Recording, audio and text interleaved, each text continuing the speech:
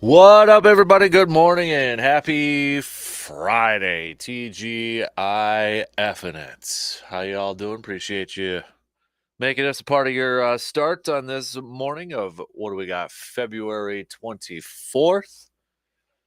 Whether you're tuning in on the radio dials or online or on your Google and Alexa home devices or the Sports Talk app, maybe checking out the video stream up on Twitter, YouTube, Facebook. Good morning, everybody. Almost the weekend, getting ready for it. Maybe kind of getting over what last couple days have been like weather-wise, depending on where you're listening to us from. But hey, before we head off for the weekend, got some fun stuff planned for you here this morning. Let's go over the game plan. What do we got here this morning? We got Brewers starting off some spring training games tomorrow.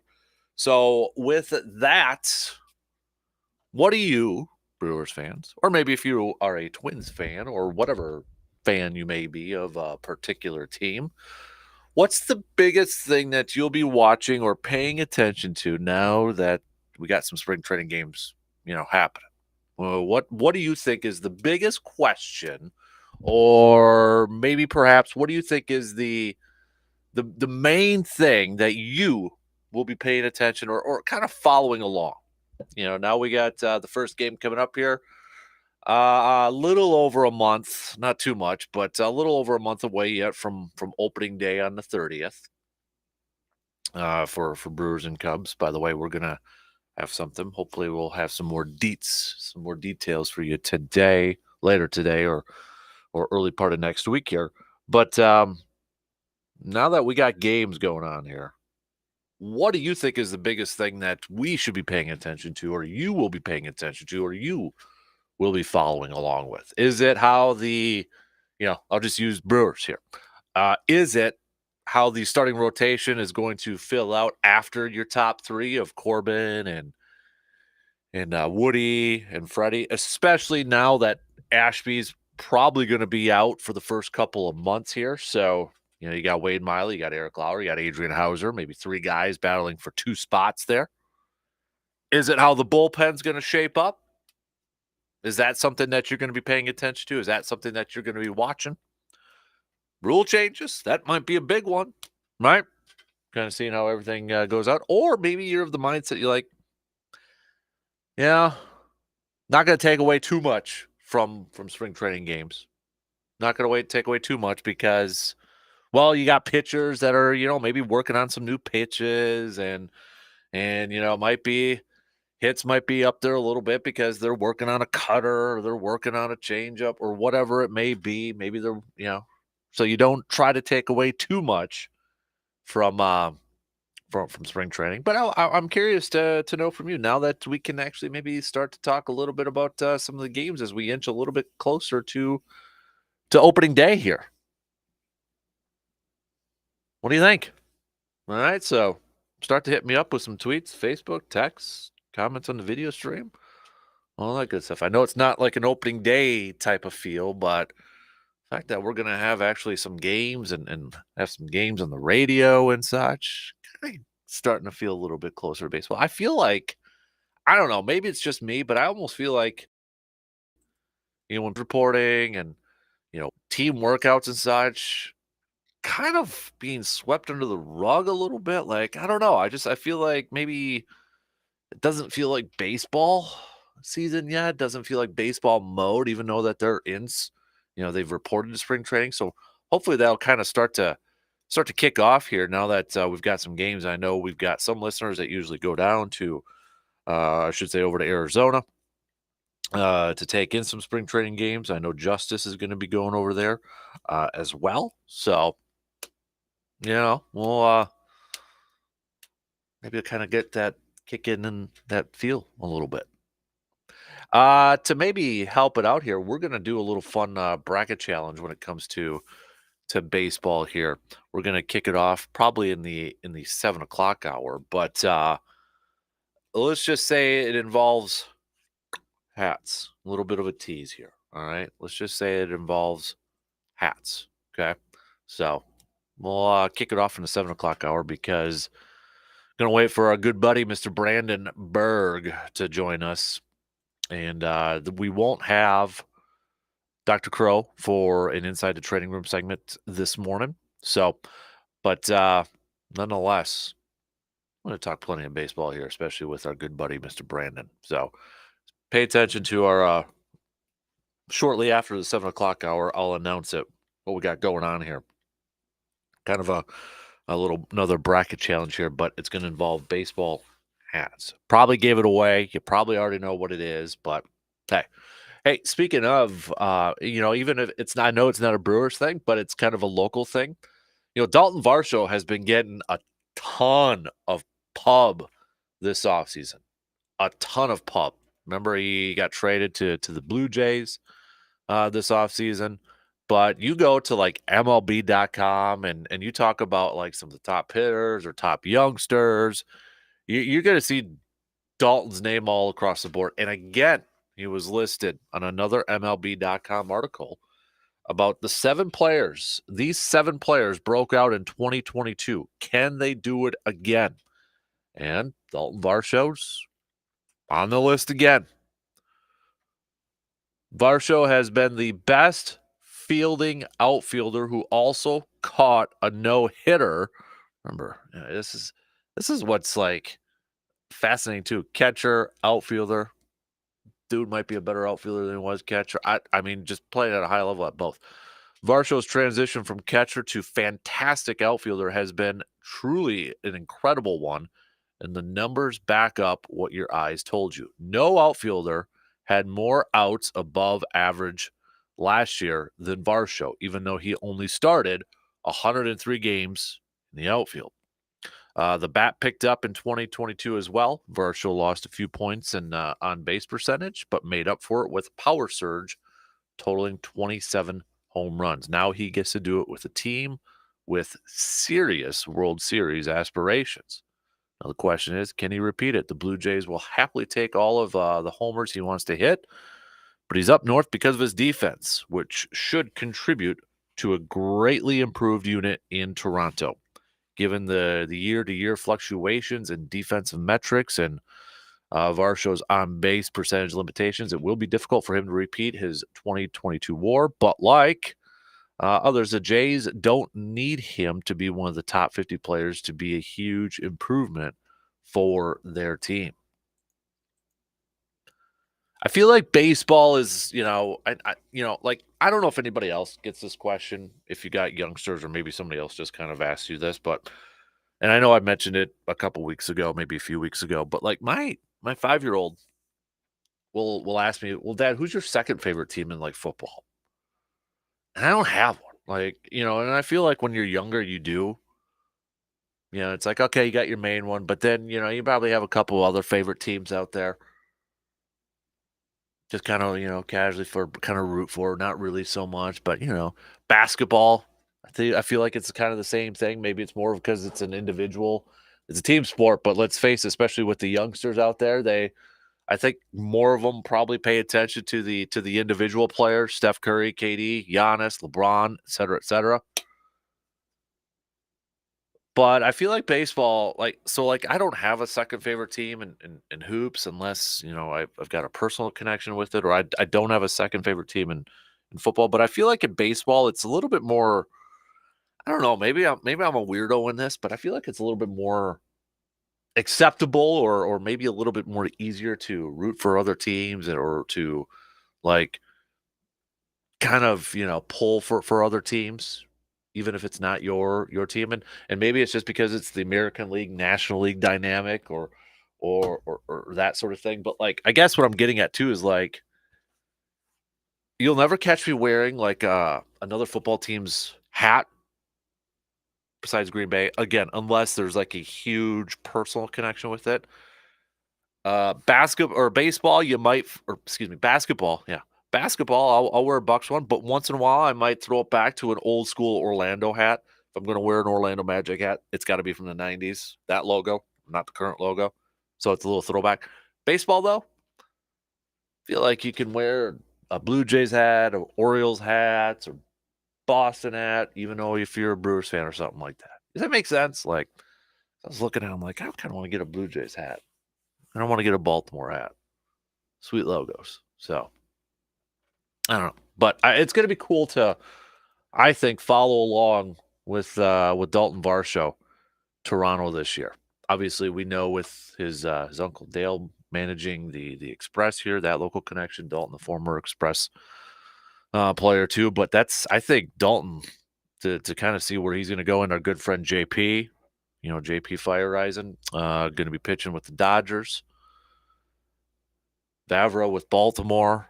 I mean, we've got a lot of local connections, if you think about it, that might have their marks this year. Wonder if like Vavra is going to be the thing. And I know, kind of, I was talking about it with Dale the other day, Dale Varsho.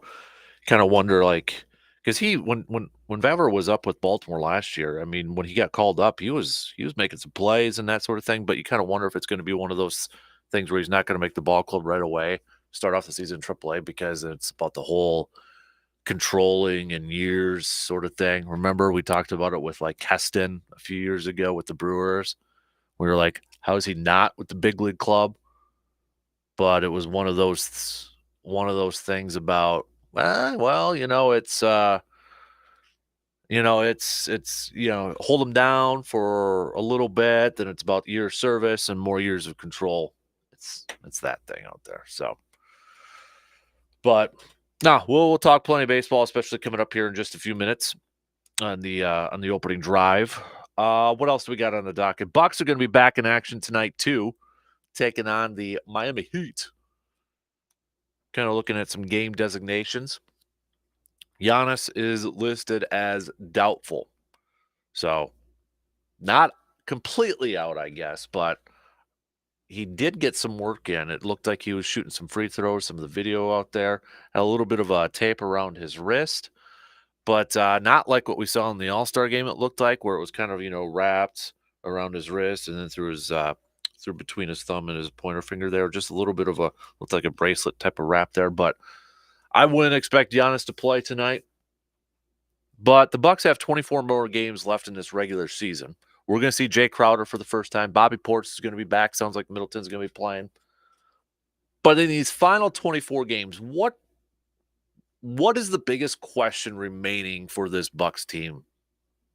Or what's the biggest thing, or what's the main thing, I guess, that you're curious to see transpire in these final 24? Is it? I'll tell you mine right now. And we're not going to see it right away because of health, and that's kind of maybe another thing here too. You could say is like, well, it's the health. Can they stay healthy? And that's, I would agree. That's a big thing and maybe number one. But if we take health away, I want to see how this rotation is going to play out. Now that Crowder's into it, once everybody's healthy, because, I mean, think about it too. When Middleton came back and Giannis came back, it was the quote, band is back together. Didn't really have Portis in there. So I want to see in these final 24 games, when everybody's healthy, if they can ever get to that point, when everybody's healthy at the same time, I want to see how the rotation plays out. Like Portis, we know is going to be coming off the bench. We know Crowder is going to be a guy coming off the bench. We know Pat's going to be a guy coming off the bench. I'm assuming Middleton's eventually going to be back in that starting lineup. But, like, what about guys like Carter? Like, I feel like you still have to get Carter his minutes because he's one of your three-point shooters on this team. But how is that all going to play out? And will that kind of give us a glimpse of what it might look like in the postseason? Because, I mean, this is just 24 games. It's not a whole lot of games. 24. Anything else, though, that you're going to be kind of watching, paying attention to? Biggest thing that you want to see maybe from this Bucks team in the last 24 games? No doubt mine, again, going back to health, I just want this team to be healthy, everybody healthy going into the postseason. But if we kind of take health away and we just look at it from a straight up, basketball type of thing, I kind of want to look at where I'm curious to see how the rotation is gonna kind of play out. What else do we got on the good old game plan here this morning? We're gonna do a little cream of the crop. We'll get to that. We got gonna do bench start cuts on Fridays now with B. We're gonna do a little fired up now on Fridays, heading into the weekend. What's got you fired up? All right, what's got you fired up? You play along with us. Hit us up with that text on that Shoe Doctors bullpen line at 715-830-1912. Also, you can hit me up on Twitter at DANKASPER, Facebook.com / Casper Sports. We'll do a Carpet City Flooring Center local spotlights, including, speaking of the local stuff, Brandon will break down some of the regional stuff, playoffs, and all that good stuff. I know we got state wrestling going on right now. We got playoff hoops going on and such, and schedules kind of mixed around with the weather and such. But Brandon will help us break that all down coming up. We'll probably do that during our usual time of inside the training room. Inside the training room with Dr. Crow, since Dr. Crow won't be here for this morning. So, plenty to get to here. And don't forget, well, we got that bracket thing. It's going to be a fun thing. It's going to be a fun thing as we inch a little bit closer to opening day here. All right. So let's get things rolling though. Opening drive. Let's talk some baseball. All right. Brewers fans or whoever your favorite team is. If you're a Cubbies fan, if you're a Twins fan, give us your answer. But now that we got games starting up, Brewers starting up tomorrow. What is the biggest thing? What is the main thing that you will be watching or paying attention to now that these spring training games are going to be starting? I feel like, even it's not opening day. It doesn't have the flair of opening day, the hoopla or whatever you want to call it, the attention of an opening day.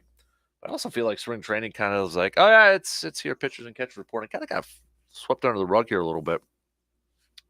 But now that we actually have some games, maybe that baseball kind of enthusiasm will kick in here a little bit.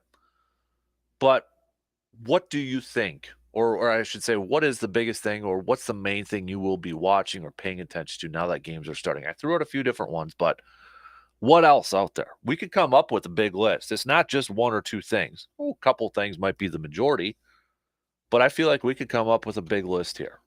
So let's do that. Let's talk some baseball. Okay. We'll take that first break. And then we'll get things rolling here before we head out for the weekend. Talk some baseball. After all that snow and colder start to today, let's think about a warm weather sport, right? We'll be back after these words.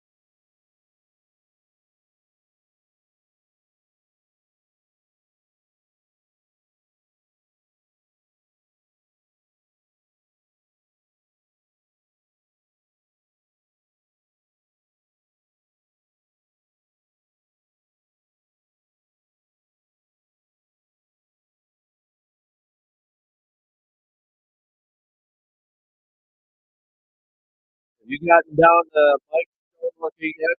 Picked up some of those rock taste tested them and voted at sportstalk1.com yet?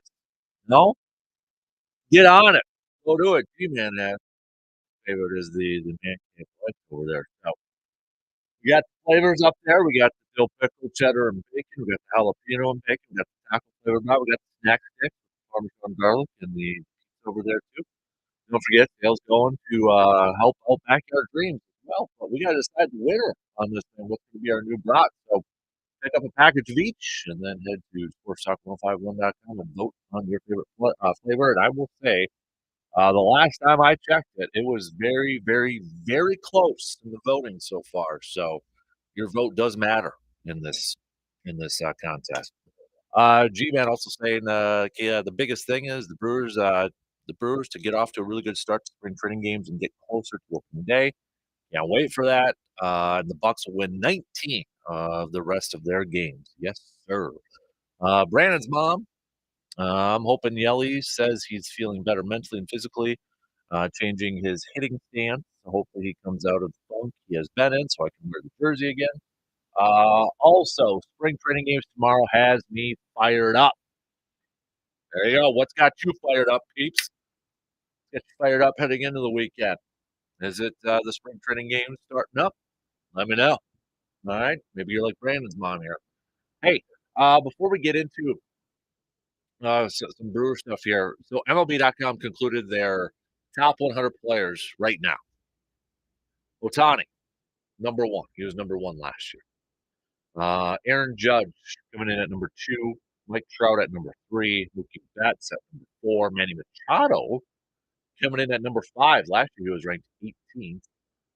Arenado from the Cardinals at six. Paul Goldschmidt at seven. Teammates going back to back 6 and 7. Ramirez, the third baseman for the Guardians, coming in at eight. Alvarez, the Astros at nine.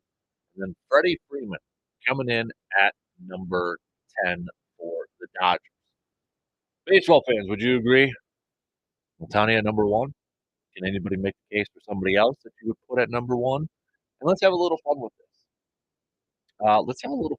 If you could pick one player, only one player to add to your favorite team's roster, who would that be? Would it be Otani? Would it be Judge? Would you go with a pitcher? Maybe a Max Scherzer? Would you go with like maybe a Juan Soto? Maybe you're kind of looking at it like, okay, my what's my favorite team's weakness right now?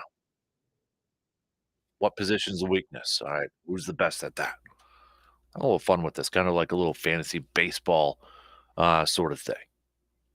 If you're wondering who was the highest Brewers player on here, no surprise, it was Corbin Burns at 27, although just kind of fall down a couple spots there. He was 24th ranked last year. The next Brewers player on this list, I'm just kind of scrolling through. They do got a few 20s on here, but let me see if am I missing. So they got Willie Adames at 59. And then they've got, is that it? No. Brandon Woodruff at 77. Last year he was 38. Are they sleeping on Brandon Woodruff, do you think?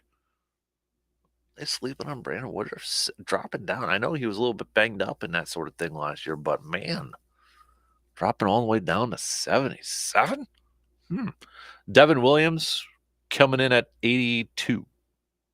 And I think that's about it for some Brewers representation.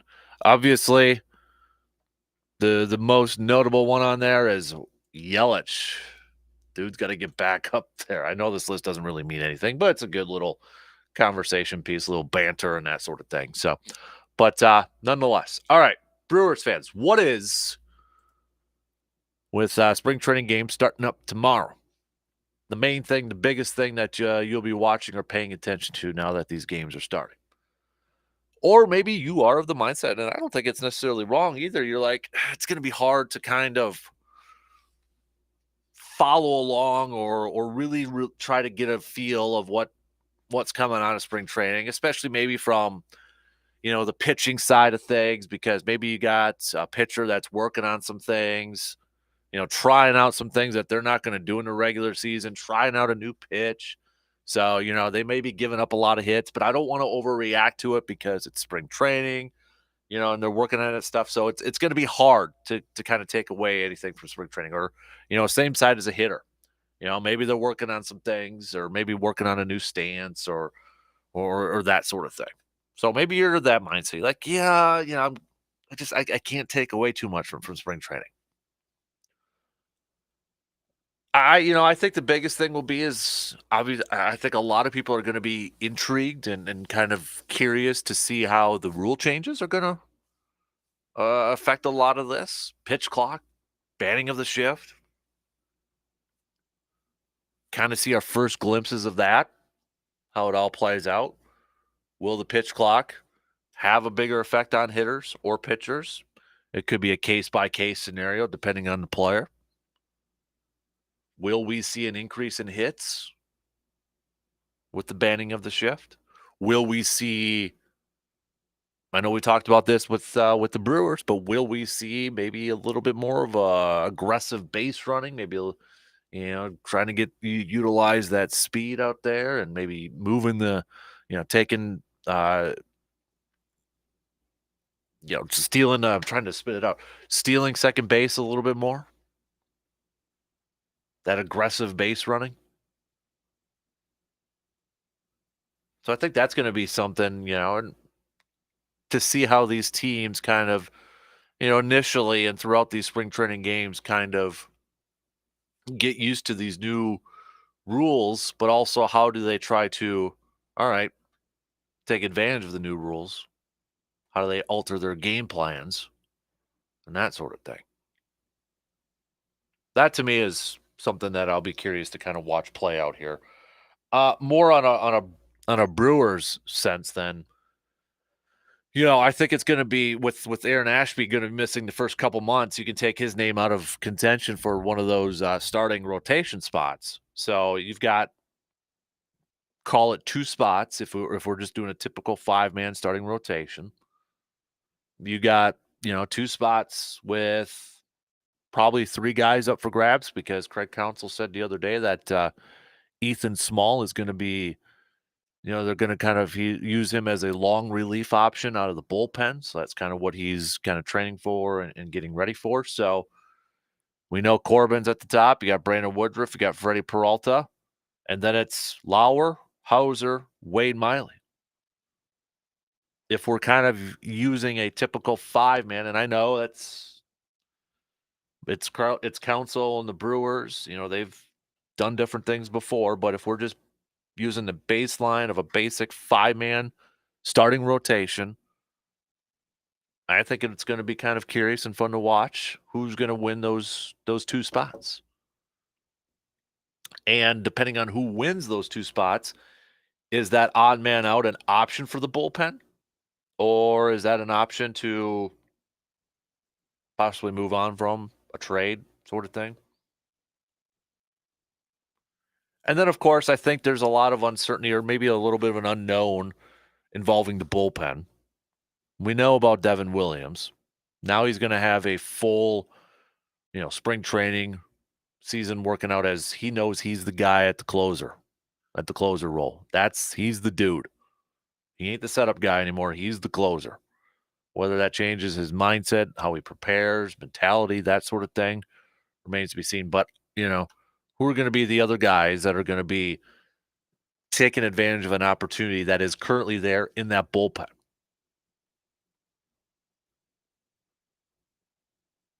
And then, I think third base, the infield spots, is it going to be Luis Urias at second or third? And then if he is at second, is it going to be, Anderson taking that third base spot? Is it going to be more of a rotation type of thing? I'm kind of curious with the vote signing. Is he going to have an opportunity to make it on the big league club, or is starting off in AAA sort of thing? And maybe we'll see him at some point, and I think too, again, Keston Hiura, are we, What if Keston goes out there and has himself a spring training? Like he's cut down on the strikeouts and he is just tattooing the ball. You've got to find a spot for him then, don't you? I mean, you got to, and where's that spot going to be? Maybe it's more of the DH. Well, then everybody's assuming that's where Winker's going to be is DH. Okay, that's fine. But if Keston goes out there and he has a hell of a spring training where you gotta put him on, you gotta find a spot for him. Where's that going to be? Because I mean, it's like the Brewers. Again, I don't take depth charts too seriously on team websites.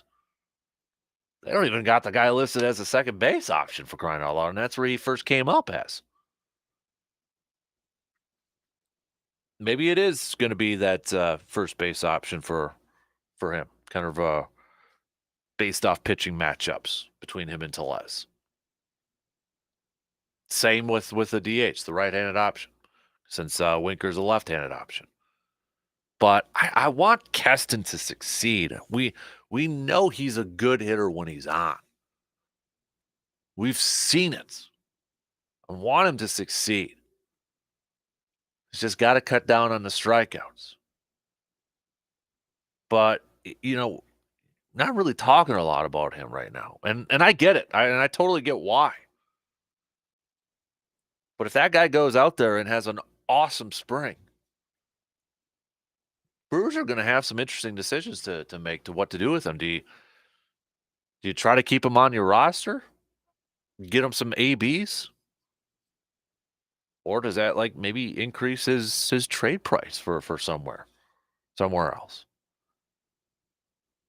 And then, just some of the new I want to see Winker in action. I want to see that. And again, I'm not going to try to take away too much from spring training because guys are working on things. But it's just kind of a first glimpse to see maybe some of these new guys. And then, for Yelich's case, he's working on that new swing. He's working on that new stance. Let's get a first glimpse of it. Let's see how it's all playing out. Now, it doesn't mean it's going to necessarily, let's say Yelich is just tattooing it in spring training and he's hitting awesome. Doesn't mean it's necessarily going to transition to the regular season. Hopefully it does. But it's going to be our first glimpse of kind of seeing guys working on new things like Yelich with that new stance and new guys coming in here. What kind of contributors could they be? I think a lot of Brewers fans would probably agree. We want to see some positive things from this offense. What are we going to have an offense this year that can give some run support to this pitching staff? Are they going to be able to do it? Are we being too hard on them? Can these guys step up and be run producers? And then you got the youngsters out there too. I mean, I know Brewers.com, Adam McCulvey's got an article up about Bryce Terang. And it's a good piece. If you got some time later on this morning, go check it out. But talks about Bryce Terang's hitting and his big bat. So if he goes out there and he just balls out in spring training, is he an option at third? Is he an option at second? He's getting some time in the outfield too. I think there's some uncertainty, at least from the outside. And maybe the Brewers and Council already kind of have it played out in their head how the lineup, the everyday kind of lineup, is going to look like defensively. But I feel like there's an opportunity for Bryce Terang to kind of like, hey, I can win that third base spot or that second base spot, and whatever one he wins, that's where Luis Urias is going to be at the other spot. I kind of would like, I don't know, like I just feel like Luis Urias would be a better second base spot, but it remains to be seen there. And of course, Garrett Mitchell, we're going to see him probably, being the everyday starting center fielder, but those other youngsters in that outfield depth may not start the season off with the big league club, but this is our opportunity to maybe kind of see, hey, if they do get called up, which I think we all assume a couple of these guys are eventually going to be called up during the regular season. This will be our first chance to and our first glimpse to kind of see what they can kind of do. So I think there's a lot to kind of follow along here with spring training starting up here. Miss anything else? Is there anything else you kind of look at? Hit me up with a text, tweet, or Facebook post, okay? And then we kind of have that fun question with the top 10 or top 100 players, excuse me. But if you could do a little fantasy baseball here and add a player to your favorite team, so like the Brewers, like okay, you know what, I want to bat. So maybe you're thinking, hey, Aaron Judge, stick him in right field. Yeah, we'll put him at AmFam Field. Or maybe you're like a Mike Trout or something, or heck, Mookie Betts at right field over there, huh? Gold Glove winner. If you could add one of the top players in all of baseball to your favorite team, or maybe you want another starting pitcher to pair up with Corbin and Woody and Peralta and have that 4-man rotation just be lights out. The top 10, according to MLB.com, outside of Otani, they don't have another pitcher on here. The next highest rated pitcher, let me just scroll down there a little bit, would be Verlander at 14, and then Scherzer's at 15, and those are a couple of ageless wonders. So you got and then where would the next pitcher be? That would be Corbin Burns. Well, there you go. So they've got Corbin Burns as got to count Otani, fourth best pitcher. If you count Otani, otherwise it's third. And then Jacob deGrom right behind Corbin Burns. Guy's got to stay healthy too. I was thinking, I kind of forgot Bruce Bochy is managing the Texas Rangers now too, but I know I mentioned JP and Dalton and Vavra, but don't forget about Kyle Cody either. Don't forget about Kyle Cody with the Texas Rangers. I know Brandon kind of follows along with Kyle Cody, but we might have to ask him about that. But don't forget about him too. So area is well represented. Wisconsin well represented, especially Western Wisconsin. All right, we got to take a quick break. We'll get back to some more of your thoughts and analysis, all that fun stuff after these few words.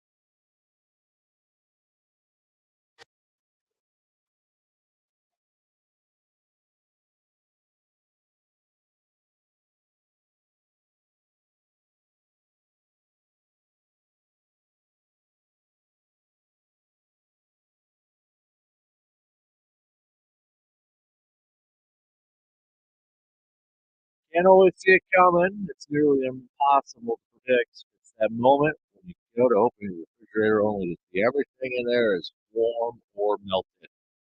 Your refrigerator is busted. Now you're on the clock. You have to instantly decide whether you're going to find someone to fix it or maybe get a replacement. Same thing can happen with your washer and dryer. It can be a fairly stressful situation to figure out where to get a new washer, dryer, or refrigerator without spending a lot of time finding one, and ideally, a lot of money. Well, it's got a whole lot easier because of the Valley Habitat for Humanity Restore. Restore now has new unused Samsung appliances available: washers, dryers, refrigerators, and ovens.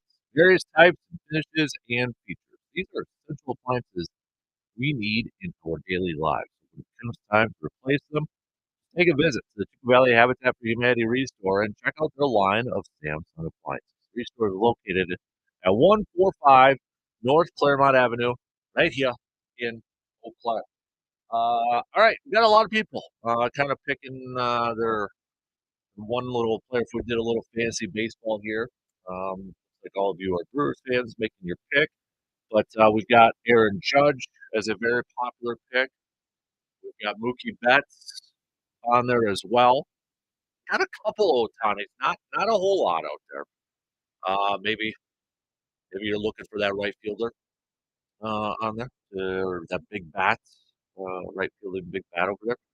You got Freddie Freeman as a few choices as well. Ramirez, it looked like Ramirez, the third baseman for the Guardians, was picked there too. Did get Nolan Arenado from the Cardinals a couple times. So a lot of you picking all over the place, but I would say easily the top one is Aaron Judge, and then Mookie Betts is right behind him. But I think if we combine the third basemen of like Ramirez and Nolan there, it would be close to being top three. Nobody picked Manny Machado on there. Maybe it's just because of prior history, my assumption on there. I don't know. And nobody picked Mike Trout either. Interesting. So, as soon as I say that, we got a Mike Trout pick on there coming through the texting line. So, you want to play along, you can. Hit me up with a text, 715-830-1912 on that Shoe Doctor's bullpen line here this morning. Coming up just past the 7 o'clock hour, we'll welcome our good buddy, Mr. Brandon Berg. We'll get to some sports nuggets of the day. We will announce our little fun kind of poll / bracket challenge that's regarding baseball now that we got some spring training games hopping up here. So we're going to count on your votes. It's going to be a lot of votes online. So if you don't have the ability to vote on Facebook or Twitter or anything like that, you can text it on over and we'll add it over there. Okay, so we'll announce that coming up in the 7 o'clock hour. Plus, we'll get back to some more hoops chat with the Bucks returning to action after the All-Star game. Doesn't sound like Giannis is going to play tonight against the Heat. He was listed as doubtful, but we're going to see Jay Crowder make his first appearance for the Bucks tonight. We're going to see Bobby Portis also coming back, it sounds like, too. So my question to you, Bucks fans, in these final 24 games, just 24 more regular season games to go here. What's the biggest question you have regarding this Bucks team in the final 24 games? You know, I think everybody would pick health. So if we take health off the table, what would that be? Like, for me, is like, I kind of want to see, and I know I said I'd just take health off, but it kind of relates to health here a little bit. But I want to see how the rotation works out. Like, what is that rotation going to be now that you add Crowder into this mix? Because you know, when Giannis and Middleton kind of came back, everybody was like, band's back together. But, you know, during that stretch, too, they were getting it done without Bobby Portis. Well, he's back now, too. So I want to see how this rotation kind of plays out here. What's it going to look like? Because minutes are going to be cut from somebody or for a couple players because of Crowder coming out of the ball club now. So where are those minutes going to be? Like, whose minutes is he going to be taking? Is it Pat? Going to be a little bit from Bobby? I don't want Carter to lose any minutes because of his three-point ability. So what do you got? You can hit me up with a text, tweet, comment on the video stream or on Facebook. So we'll get to that coming up in the next hour. Let's finish up this first hour. Good morning, Morgan. You're swinging a bat? Spring training game start tomorrow. Oh, you're just bringing it with to warm up, get in the mood? Mm-hmm. What do I see on the whiteboard here with some names crossed out already? Yep, Travis from A-Town is the only one up for today, and I'm feeling pretty good about mine yet. So G-Man's out. Yep. Yeah, look at that. Too early. So he didn't come out of the darkness and then make a decision right away, Rogers. He's going to hang on to it. Yeah, he's out of his hobbit hole. So did you see what it looked like? No, I haven't. Oh. Did they post images? I'll bring it up on my phone so you can see it. What do you have? You have a new squatch hat too? Is that what's going on? It's a golf squatch hat. Oh, yeah. Collision of passions. Yep. Nice. It literally looks like the Hobbit. Really? Mm-hmm.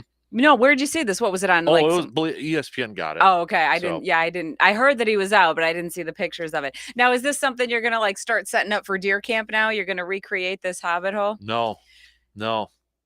Are you're not a meditator, not a going into the darkness guy?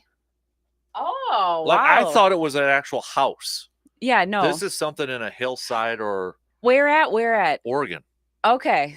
Because I was picturing it warm weather, because I know some people go into like the sweat tents and then they have these visions. I'm sure Rogers is really happy that the owner of this thing did this interview and said when he left and all that. So. Oh, I see. I would suspect that they would be under some pretty strict secrecy contracts and stuff. Think so, but yeah, the owner talked. Yeah, you're not supposed to do that, I don't think so. Yeah. Unless it's a red herring, unless they're telling you this, but really he was doing it somewhere else and you wouldn't go into this hill, you wouldn't climb in there and no, I mean the inside doesn't look, that's the inside. Oh, it's sparse. But it looks like a fancy jail cell. Like it looks like one of those like super crafty tiny homes. It doesn't look that bad. Right. It'd be kind of solo. Do your own it thing. Does look like my deer cabin. So see, there you go. I'm thinking you're not that far away. It's a 300 square foot dark room. Okay. Queen bed, bathroom, meditation. Oh, please. That's hardly roughing it. Yeah. That's like when people say they're going camping, but they have like truly another I don't know home. if it's actual like indoor plumbing though. Ah, maybe that's where he does his best thinking, in the outhouse. Yeah. Yeah. Well, you're still in the game though, so that's good. I'm feeling good about my next week's prediction. I think you should be. Now are you done with Packers? Like, does this feel a little bit like residue? Because you kind of got the bat for spring training. You got the Brewers mitt on your shirt today. No, because we got the combine next week. You're not ready to shift gears yet? Well, I'm ready, but I'm just saying it's never ending in football. It is, but do you feel less interested?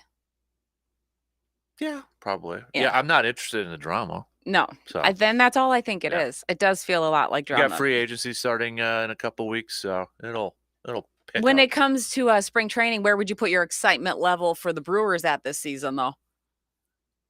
I mean, at the beginning of the season, it's always exciting for like opening day coming up on March 30th, and that. Yeah, that's not that far. And just knowing that weather's going to switch, I think there's a lot of factors that are involved in it. Like I've got the itch to watch the Field of Dreams movie. So you kind of warm up, get yourself in. Yeah, Sandlot, that's a good one. Yeah. Yep. Get into that baseball mindset a little bit. Yep. Speaking of weather, what'd you do? Did you blow? Did you shovel? Did you hire someone? Did you ignore I don't hire anybody. Come on. We snow blowed and shoveled. Both? Yeah. What do you prefer? A snowblower. Oh, really? Just do a little cleanup with the shovel. I shoveled here, but you know what throws a real wrench in shoveling? A lab and a retriever who think it's a game. You know, a 5-year-old does that too when he wants a snowball fight. So. I know. Yeah, but they're easier to potty train.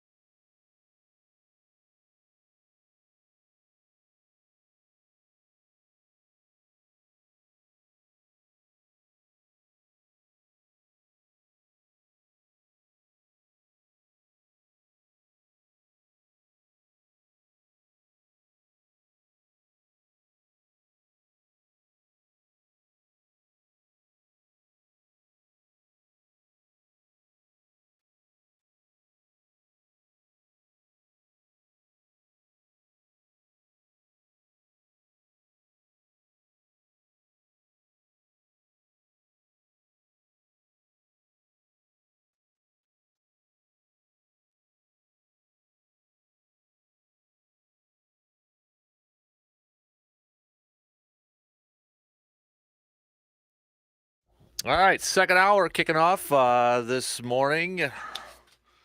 Kind of a good. That was probably all on camera too. If anybody was watching, nope, I don't think anybody was watching what was just going on there. So I was. That was quite entertaining. Not the way I want to start a Friday morning. Well, that's what you get for meeting me at the front door holding a baseball bat. It was It was the baseball bat that started this whole thing. So walking around like you're Sting. Well, I got a candle, one of those scent warmers in the studio because they don't clean the studios. So there's always like I don't know, and it's an older building.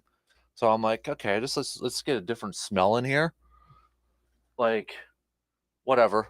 And I set the bat up against the wall and it slid down.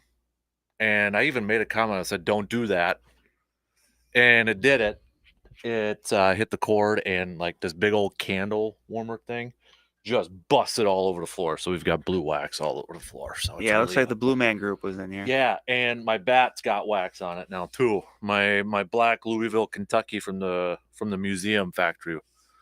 So I'm trying to get it all off. Anybody got any tips on how you can get candle wax cleaned up? Let me know, because I might need a putty knife to get some of this stuff up, especially on the floor.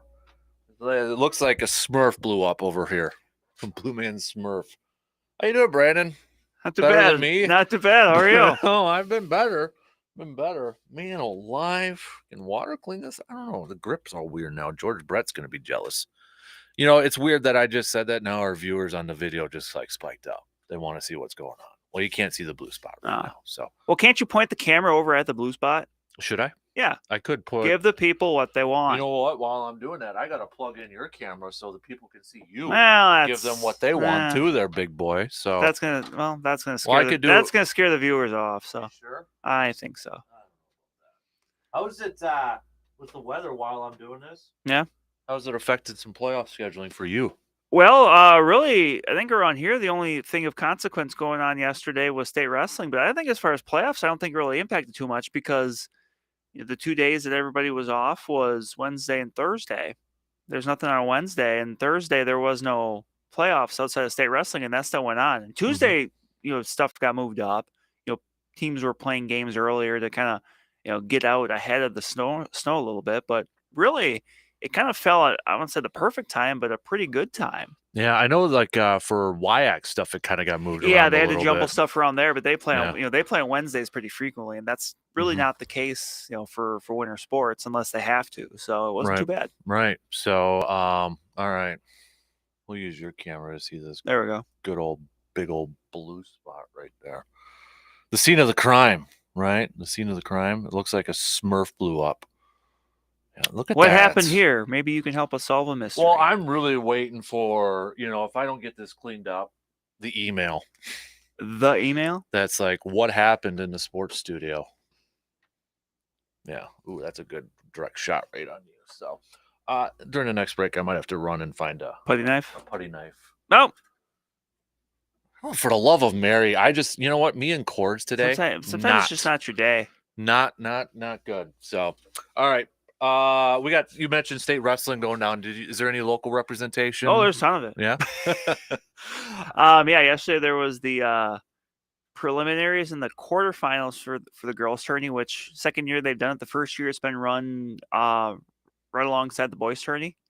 So that's pretty cool. And then there was a lot of Division I early boys action, and as well as some of the D2 and D3 ones as well. So they got going without a hitch. I think Madison was a little more fortunate when it came to what they got for. And I think some left. Really early. Some are leaving like Tuesday. Yeah, which is smart. I mean, right. I think a lot of teams and athletes probably usually head down on Wednesday, but that was a little bit tougher yesterday or on Wednesday. So no, it's a really good representation in both the boys and the girls. Today's kind of moving day. If you make it through Friday, you get the chance on Saturday to wrestle for place. So it's, it picks up a little bit here once you get to Friday, and it's. I need to put this bat down. I guess. So, man, God. I sorry to interrupt you. Oh no, and then tonight we've got some sectional finals for hockey. I know Hudson and Superior meeting in Chippewa for the Division I boys one. Rematch from last year. not surprising to see those two teams in the mix there. They're always in the mix, but I believe the 3 seed and the 5 seed out of that section. So it's weird because those guys or those teams are the 3 and the 5 seed, but I don't know if I would necessarily call those kind of upsets what they're able to do. Those are just two really good programs and that were playing in a really deep sectional. So we've got so the men or boys playoff basketball starts next week, but the brackets are out. Correct. And we kind of went through those on Monday. I tried to do the best I could without Justice on there. Shout out Metford got a 1 seed. Yes, they did.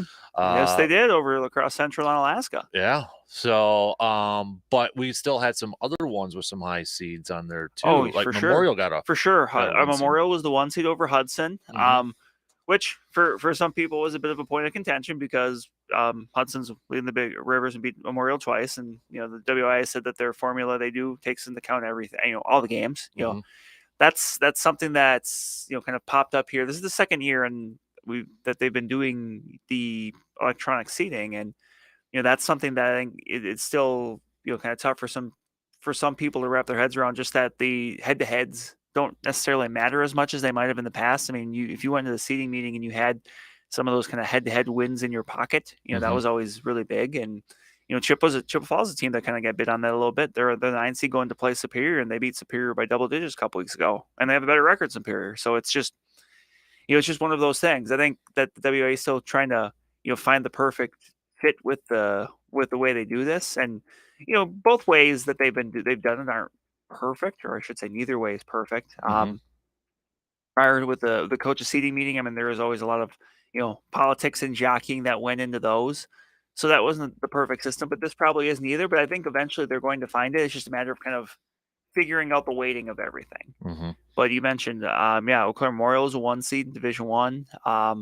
McDonald in Division 5 was a 1 seed, coming off the Western Clover Belt Championship, so they're going to start. Was Fall Creek fairly up there too? They were 2. I forget if they were 1 or a 2. I think there were 2. But either way, they're really highly seeded, rightfully so. Right. So they got to bye to the regional semis, so they don't have to worry about being in action next Tuesday. So, and mention the Macs and the Crickets. They'll be in Western Clover Belt crossover action, representing the West in Osseo tomorrow.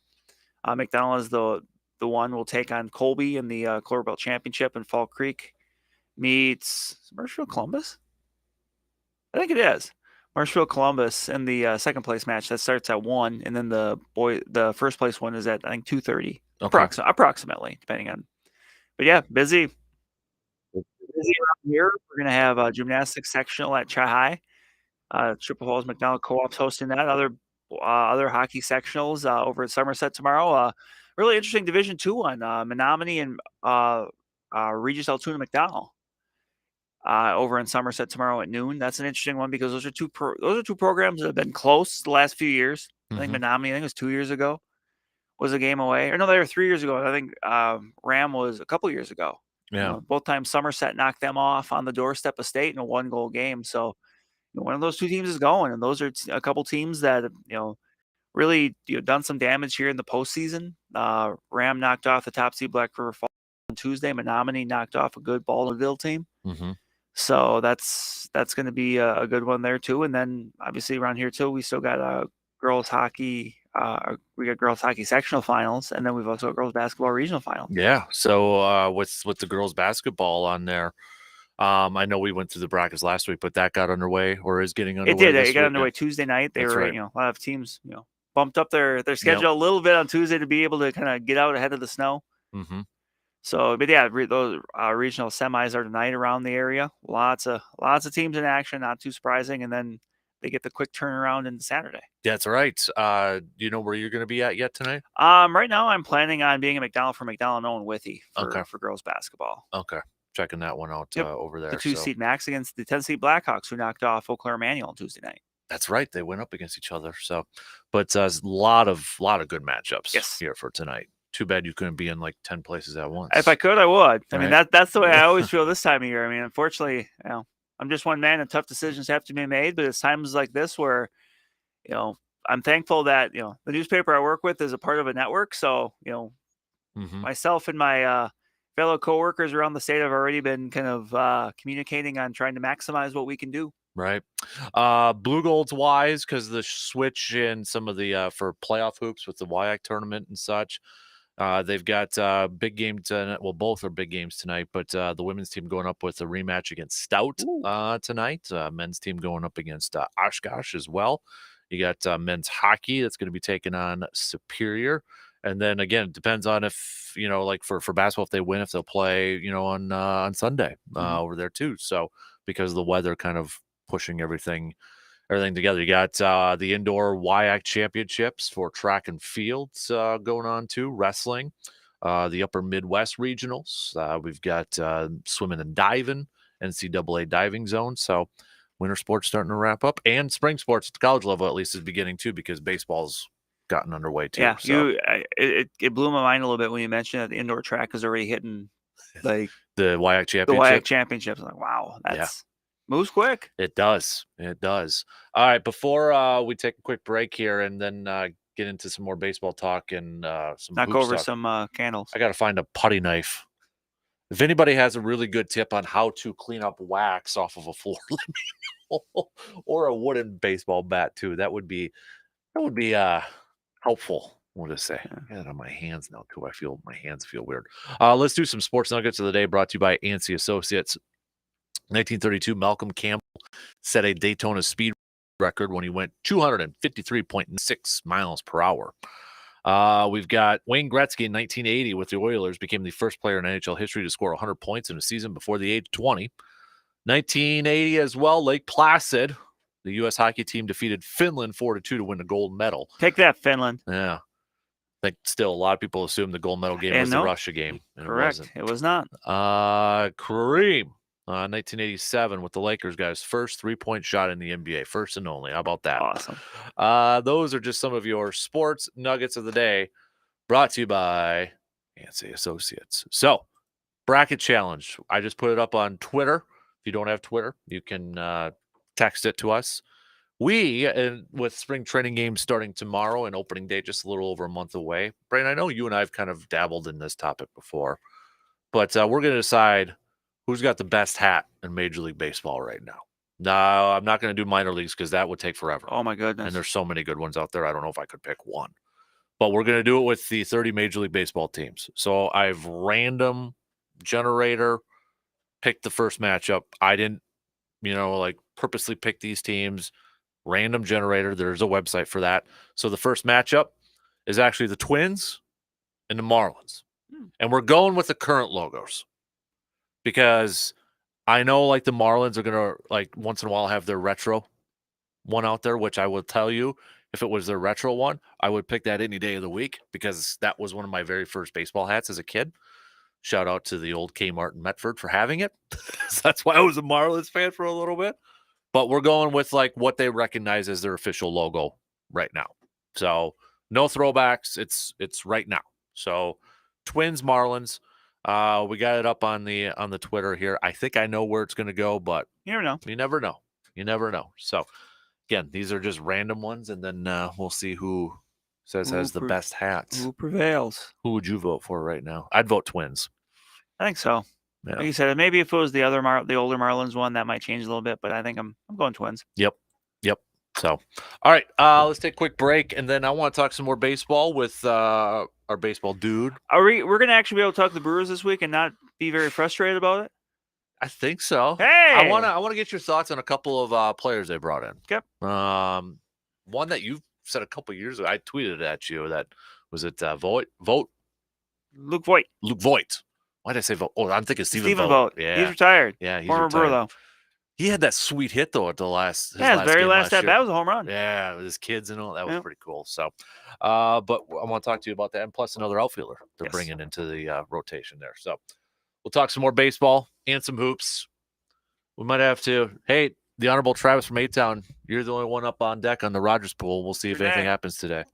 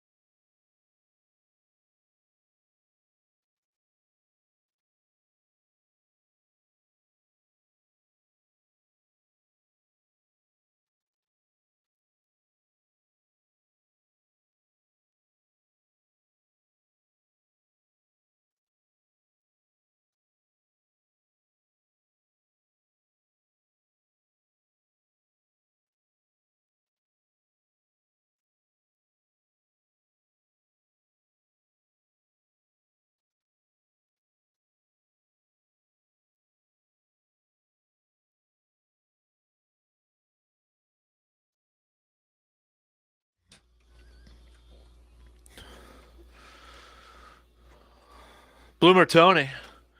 I'm out of breath because I had to run downstairs and grab something to clean it up. The file is working very nicely. We don't have, you got to remember, surveyor, we don't have metal spatulas at a radio station. We have to like Bear Grylls this thing and like, Survivor Man in a radio station, try to find stuff to clean it up. And I found a file. So it's not working bad. Now I just got to find a broom. That might be more of an issue to try to find around here. So, especially since it's right next to a vent. I hope that thing doesn't either blow in or blow out. Well, wouldn't it just smell nicely then? We'll dust ourselves out like we did that night in the draft downstairs. Yeah, that was bad. It was hey, really here's bad. a fan that hasn't been on here. Let's turn it on. If anybody who hasn't been here does not understand some of the stuff that goes on here, so it's bad.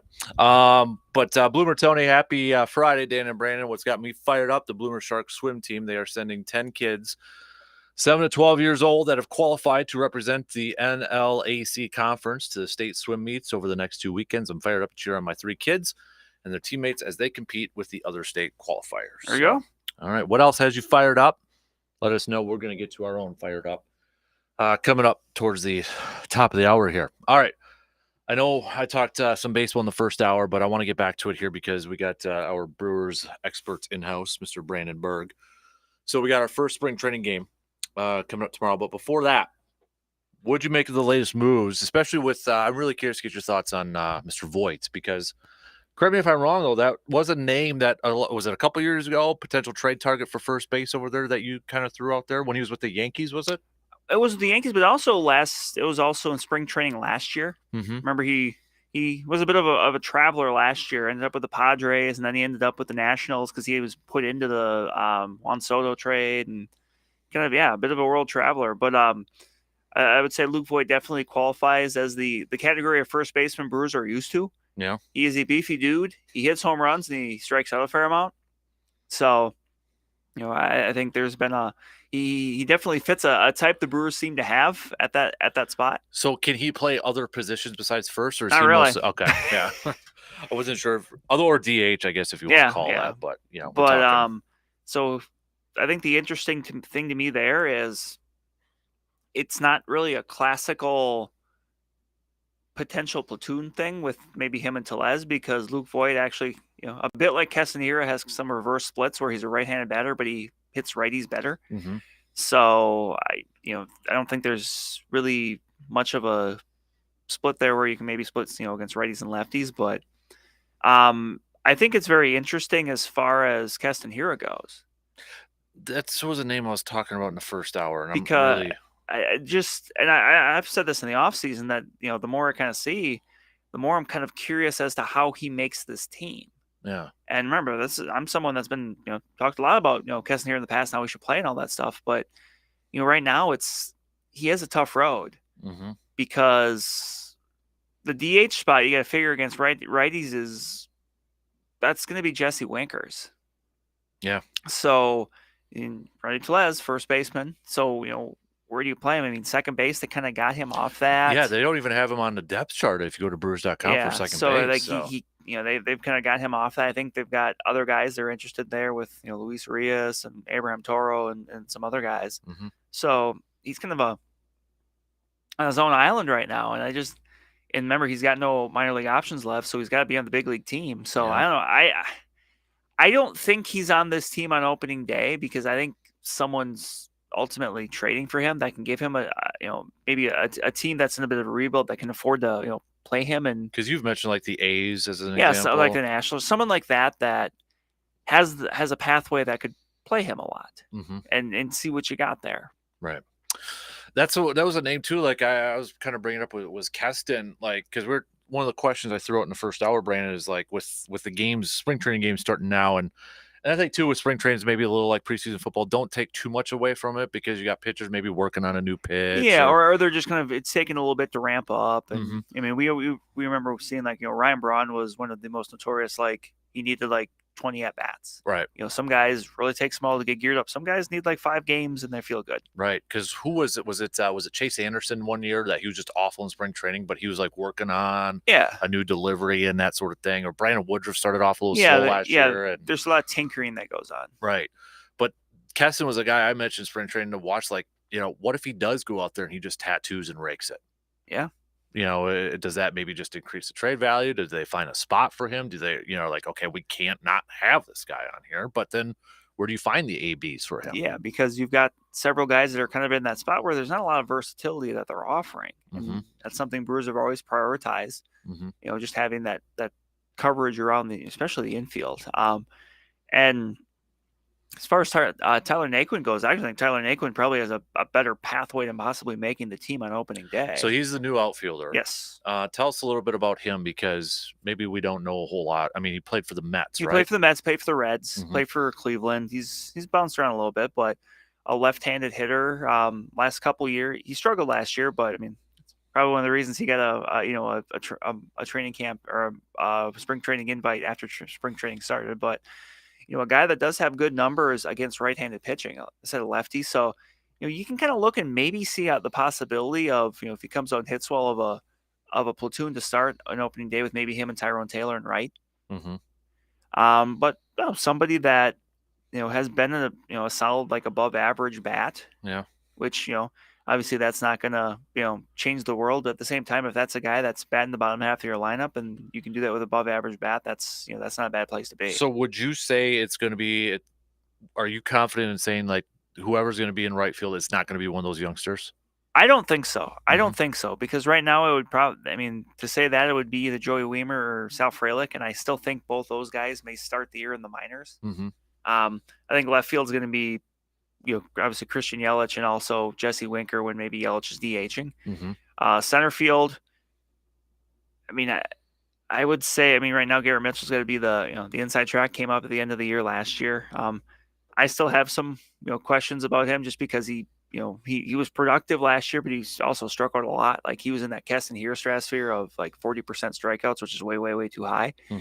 But, could be him. That could be, Tyrone Taylor, maybe too. I think Taylor's someone that's going to be kind of bouncing around a little bit. But I don't know. I think that there's a path for him, and by him, I mean Tyler Naquin to, at least start the year. And, I think the likes of Frelick and Joey Weimer will be up, sooner than later. But, hey, full disclosure here. Teams are often willing to start their players in the minors, many times under the guise of, hey, they're working on something, but really it's if you keep them down for a certain amount of time, they retain an extra year of control on the other end. Right. So okay. And then how about the infield now? Third base, second base. Do you think that is truly like an unknown? Like a little bit. I think for sure, Luis Ruiz is either playing third base or second base. Right. He's a starter there. you barring something crazy, you figure Rowdy Tellez starting at first, Willie Adames starting short. I would like to see Urias, kind of win the job at second base. I just think his bat is at second base, he's a really good bat, and at third base, he's all right. How much of maybe I'm overthinking this, but like we know him and Willie Adames have a great connection, right? With the banning of the shift, does that connection kind of spike up a little bit more to have that combination at short and second with the timing and that sort of thing? You know what I'm getting at? Yeah, I get what you're saying. Maybe, but I think either way he's playing, there's still a lot of communication. There's still a lot, involved there between the shortstop and the second baseman, the shortstop and the third baseman. But that's why I think kind of one of the more interesting guys in camp that, right now is. I think we got a Brian Anderson fan club with a few listeners because they're very high on, he's an easy, I think it's an easy guy to like. And I've mentioned this, maybe it was last week, or at some point, that the Brian Anderson move was one of those moves that the more I looked at, the more I kind of started to like it more. Just because, he's versatile too. He can play third base. I think he mentioned too that, they're going to probably play him some at first base, maybe against lefties. But he can play right field too. He's got a really good arm. And he's someone that, for 2-3 years with, Miami put up really solid numbers. Not great, not superstar, but good numbers.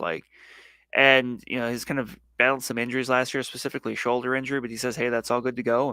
That's usually what you hear, when it comes to spring training time anyway. If you had an injury and you're over it, you say, oh no, I'm feeling great. I'm 100%, Yeah. I know Adam McCulvey always likes to joke about, the best shape of my life. How many people say that when they come into camp, but he's going to have an opportunity. I think they would like to see him win that third base job. Is it fair to say though, with I mean the names we just mentioned is Weimer and Brian Anderson and such.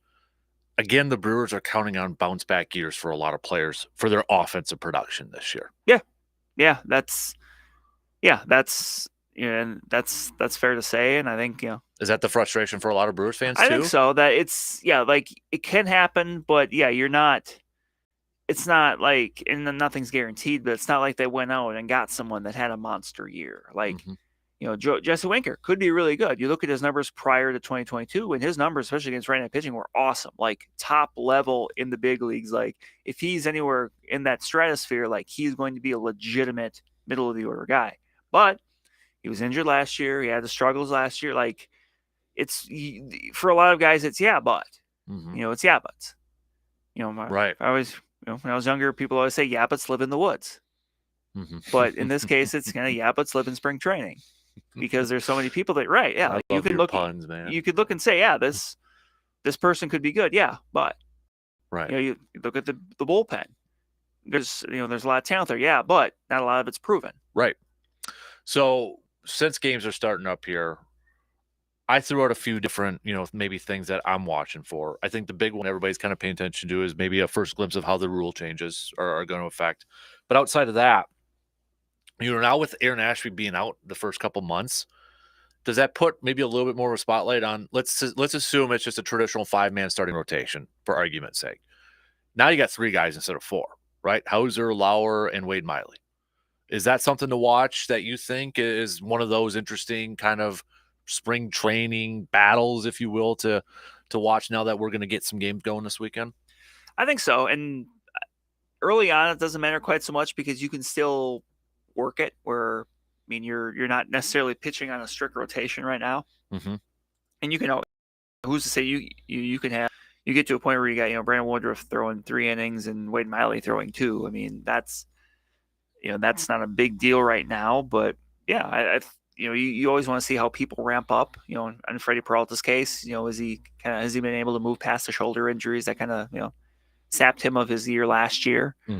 And how do Miley, how does that trio kind of approach spring training, kind of knowing that they're probably battling for something here? And you mentioned without Ashby, who was someone I thought was probably going to be in that mix too. Like maybe now then you're not maybe looking in the trade market if you're the Brewers. And I think largely the moves you make, especially the significant ones you make before spring training, you don't see very many monster deals, or at least a deal for a legitimate starting pitcher, which would be the case if the Brewers dealt one of those guys. Right. So, because Ethan Small mentioned the other day, he's getting, would you say, trained or prepared to be a long relief out of the bullpen? Yeah. Maybe kind of taking that Brent Suter role from a year ago. And I think at this point, that's probably a good thing for him because, he really struggled last year, and as someone that kind of thrives on some deception and location, and neither of those were there, but suddenly you put him in the bullpen where maybe his stuff can play up a little bit. And he didn't have, he wasn't a very hard thrower, but suddenly if you're throwing 94, 95 instead of 92, 93 with, he's got a really good changeup. It's just a matter of harnessing it. For him, it's all about control, which you don't hear a lot for guys that are kind of finesse pitchers, but, right. But I think that's a good spot for him to be in, especially because outside of Hobie Milner, there's not a lot of knowns as far as left-handed relievers go for the Brewers. Yeah. Last question I wanted to ask you on before we have to take a break here. Adam McCulvey's got a piece up about Bryce Terang, and I know you've talked about Bryce Terang and such too. But we mentioned obviously second and third base on there, and I don't know if you had a chance to read McCulvey's piece, but talks a lot about the power from Bryce Terang. Is that an option for an opening day roster? Again, do you think he's like maybe the majority of the youngsters? We'll see him at some point, just not opening day. I think that's the case. I think that they're going to give a lot of these more established guys a chance to kind of win it and see what they can do early. So I think Bryce Terang, even though he played all year last year at AAA, had a really solid year down at AAA, both offensively and defensively. You mentioned the power kind of started to develop a little bit. I think he's down there for a while. Before, if there's let's put it this way, if there's any struggles, out of those third or second basemen, I think you see Terang come up, maybe give him a shot second base, and Luis Arias goes to third. If, maybe Brian Anderson doesn't quite fit, or it just, they're just looking for something after, a month or two. But I think a lot of those guys really unless they hit the cover off the ball, which is always a possibility. But unless they really force the hand, I think the Brewers are going to be content to let them start the year in Nashville and then kind of feed their way in as the year goes on. Do you think also too, with the fact that they do have Bryce Turang on this roster? I know Willie Adames, mentioned the other day that he would like to stay in Milwaukee, but he also recognized too that all the contracts, those big contracts the shortstops got. Do you think that factors into? I don't feel like the Brewers are going to be able to afford Willie Adames, and do you feel like that also is because they have Bryce Turang on their Probably. in their I mean, farm system? that's probably nice to know, but you never know. I mean, Mhm. he's a top 100 prospect by some people, not everybody, but he's someone that's had a lot of eyes on him since he got drafted. So, yeah, I'm sure that's something they like, to know, like, hey, if we have to make a move, like we have an option here, someone we can go to, and at the very least, you're going to still get good defense. I mean, that's the thing with Terang is his defense is there. It's just a matter of offensively, what does he provide? So I think it's kind of nice to know, like, hey, if A happens, we have B. But I'm not. I'm sure if they were able to to make it work, they would just like to keep Willie Adames. All right. Tell you what, let's take a quick break here, and then we're going to finish up the second hour talking some hoops. Bucks back in action tonight, going up against the Heat. Probably won't see Giannis. He's listed as doubtful, but we will see Jay Crowder for the first time. Well, not only with a Bucks uniform, but for the first time this year. So, 24 more games left in this regular season. What are you paying attention to?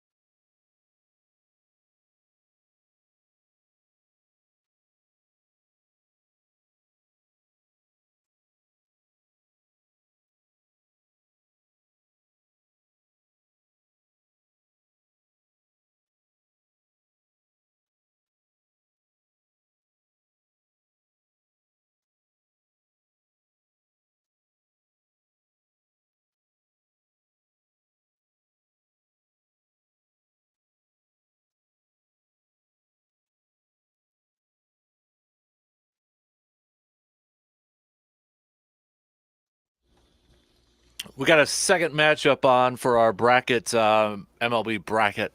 This is a hat good one. Yeah, we got. I'm actually surprised right now. I just posted up Royals versus the Baltimore Orioles. Royals are winning right now. Ooh, I I do like the powder blue. Mm-hmm. Yep. And then you got the kind of the classic like script. Yep. Yeah, this is one where if they were going up against pretty much anybody else, I would probably vote for either. Mm-hmm. But this is what happens when you randomize it, right? Yeah, exactly. No seeding here. The first one, Twins are winning against the Marlins, but it's not a runaway. Last I checked, yeah, 57.1% going with the Twins over the Marlins. So I kind of thought maybe the Twins would run away with that one, but maybe not.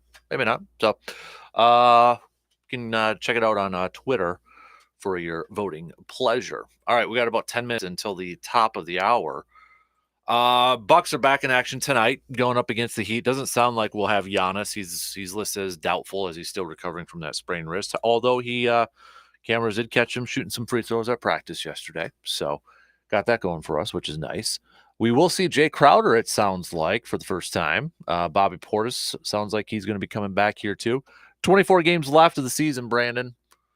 What are you, or what's the biggest question that you think is remaining with this Bucks team, or what's something that you're going to be paying attention to in these final 24 games before the postseason starts? I just want to see how Jay Crowder kind of integrates himself into the rotation. Mm-hmm. And Bobby Port's coming back. Obviously, there's already some chemistry there, but ideally, when this team gets back firing in full strength, I just kind of want to see how that works, what the rotations look like, just stuff like that, because that's, the postseason, you go series to series, it's always so matchup based. What you do in one series may not be what you do in another. Mm-hmm. So I just kind of want to see how these different lineups kind of acclimate themselves to saying, hey, we can do that. How can the Bucks, if they need to go small ball with Giannis at the 5 and maybe Jay Crowder at the 4, that kind of a thing. If they have to go a little bigger, how does that work? Like, I just want to see how they're able to kind of mix and match the different things they might see in the postseason. That's kind of what mine was too. Is like, how is this rotation going to work now that you add Crowder? Once everybody's healthy too. That's the thing. Is like, because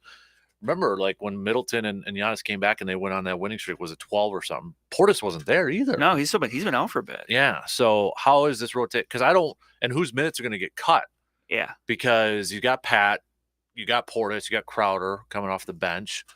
I still want Carter to get minutes because of his 3-point shooting. And I think Middleton's eventually going to be in a and I think you're in a good spot to where you can afford to, in some of these games, especially March, there's a week, we're looking at the schedule right now, there's a week with 5 games. There's a week with 4 games. Like, there's some days, and there'll be some load management stuff, but that allows you don't necessarily have to have Giannis playing, all the minutes he was playing 2 or 3 weeks ago. And you don't want that, because you want to make sure everyone's kind of fresh for the postseason. And I was looking at it too. Not to say anything's easy. It's 12 home, 12 on the road, but it seems like the majority of their tougher games are at home too, where the Bucks have been fantastic this year.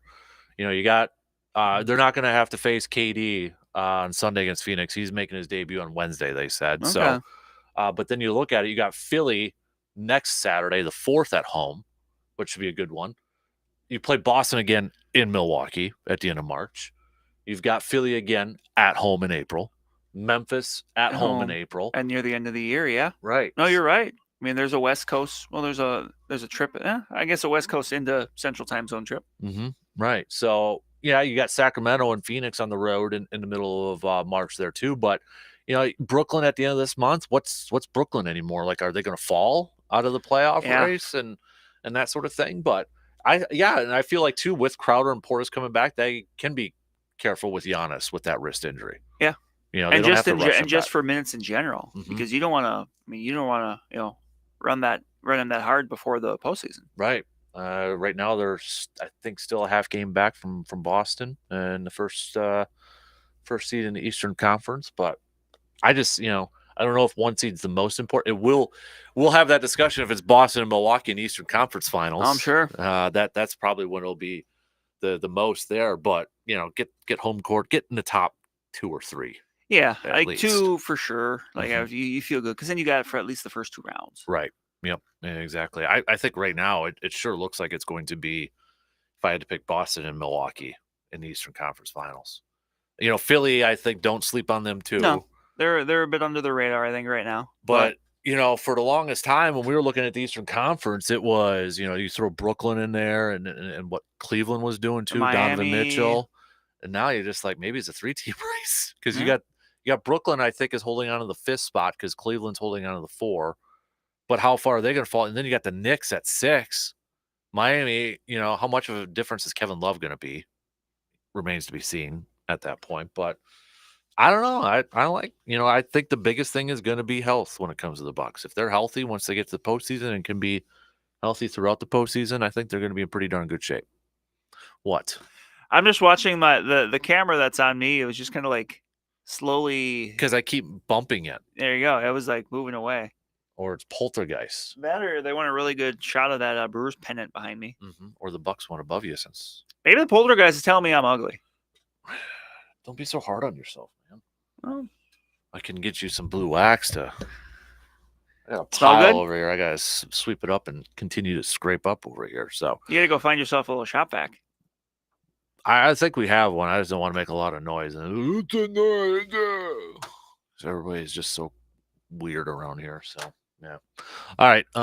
Next hour we're gonna do a busy thing. So I got a bench start cut coming. Okay. We're gonna do that. We're gonna do our cream of the crop.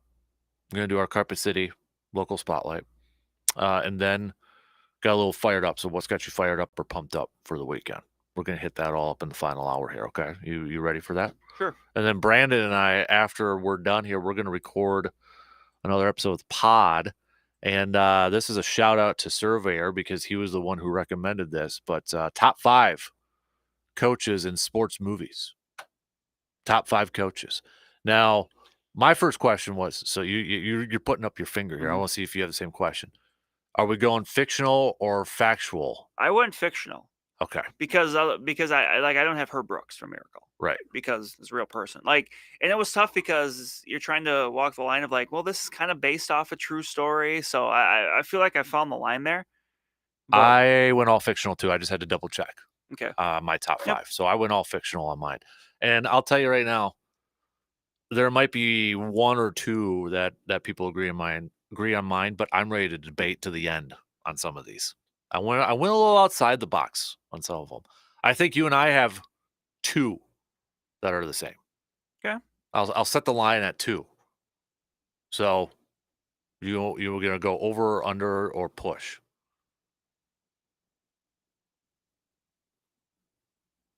I'll say over. Okay. I will say over. There's 1 on there that I don't know if you thought about that one. 2 I'm very confident in. And I'm probably giving it away right now, but yeah. So that'll be up shortly later on this morning. But if you guys want to play along with, you can send us your top 5. Should we just call it fictional?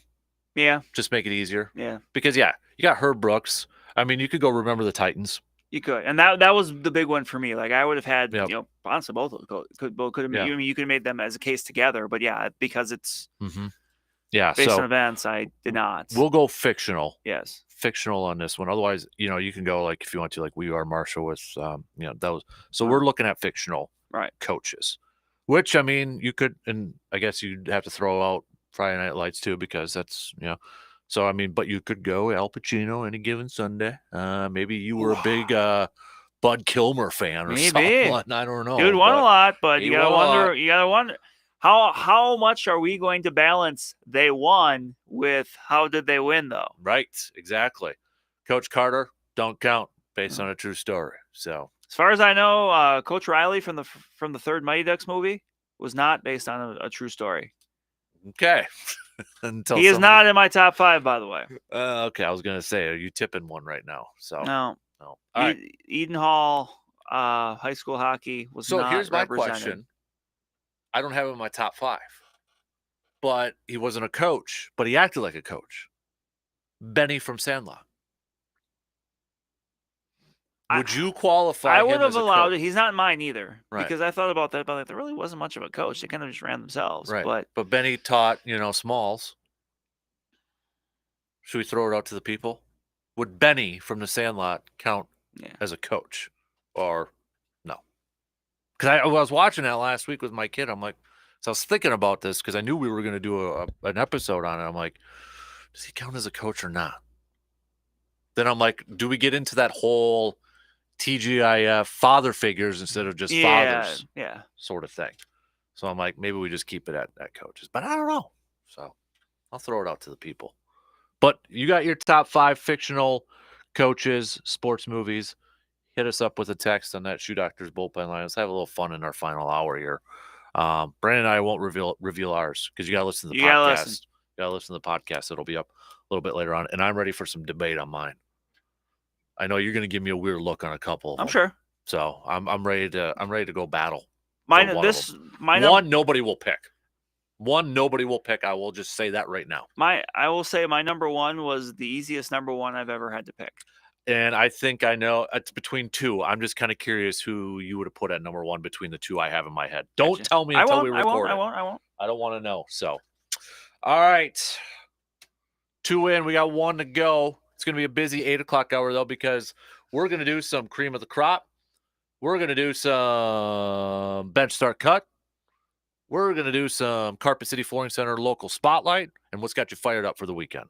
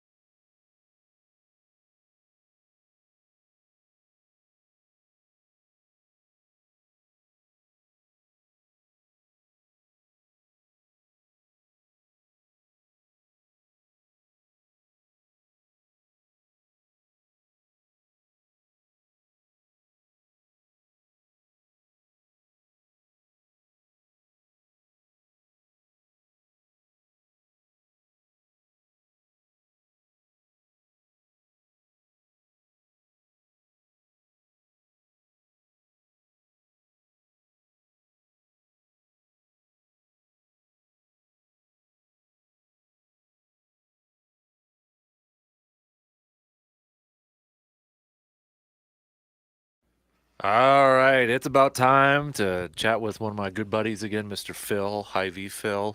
I got to call you Hy-V Phil because we have another Phil in the building. So whenever I say Phil, They just assume that I'm talking about the other on-air person, so it's like Hy-Vee Phil. So I had an email the other day. It was the Chamber of Commerce Phil's who they were talking about, and they kept saying, "Talk to Phil about this," and I'm just like, "What is? I don't know what's going on right now. I haven't talked to anybody about any of these things. There's too many Phils in too this many town. Phils. Hey, when I first started here, there was 4 Dans.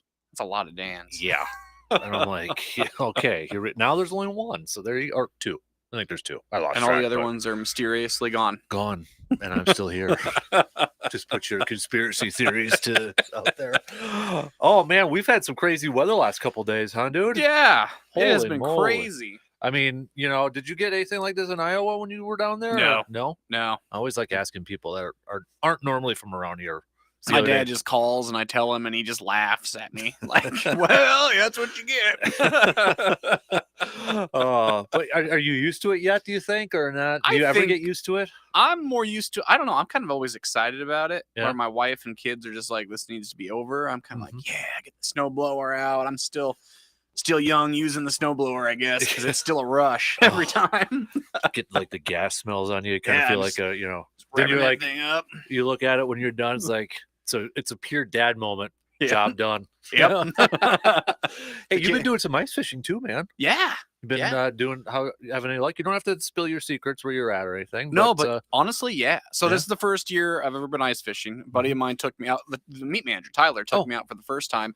And I don't know what it is, but ice fishing just feels like it's just awesome. Mhm. And I feel like it's easier. You figure out a good spot, and you can catch a lot of fish really quick in a short amount of time. There are days you don't do anything. Right. Don't get me wrong, but it's been good. Yeah. I've been really enjoying it. Awesome. So. Keeping them have you been frying them at all yet? Or? I haven't kept any this year. Okay. No. Catch and My wife release, keeps asking me why I haven't been bringing them home, but I'm like, I don't want to bring it home. I don't. They got to fillet it. 'Cause I'm the one that has to fillet it and everything. If they were bigger, so I've been catching a lot of bluegill and crappie. Okay. If I had just a little bit bigger, I'd probably would have pulled a few in. Yeah. But it's fine. I'm just there. I'm just out there for the fun. Yeah. Like, It's hard to believe because we have our good buddy Jake, who's a DNR warden, on every Thursday, and he reminded everybody, he's like, next Sunday, it's already got to get your shacks off.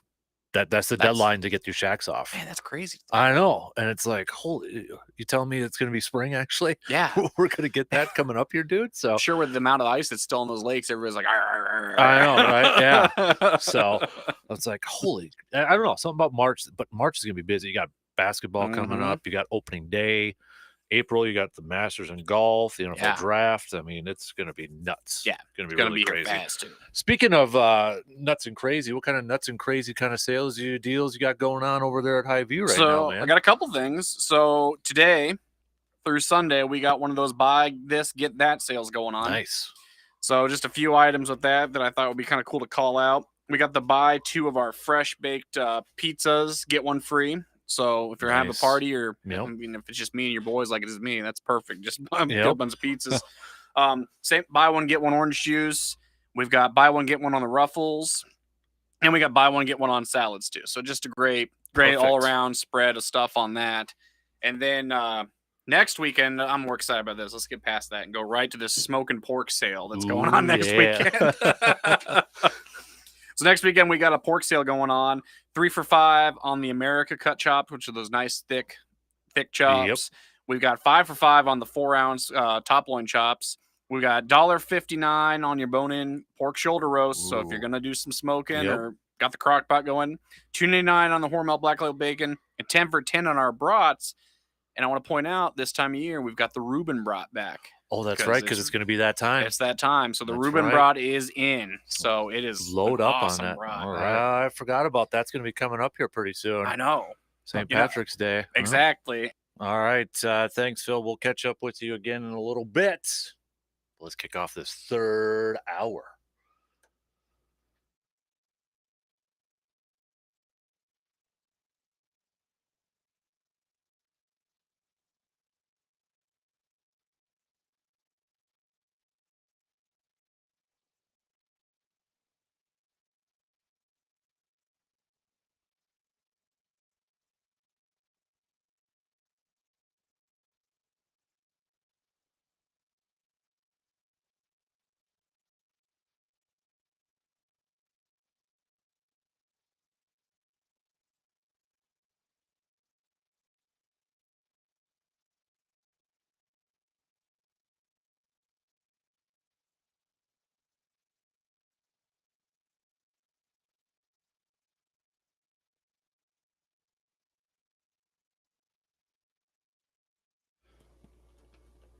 All right, third and final hour kicking off right now. Appreciate you all tuning in. However, wherever you may be tuning in from.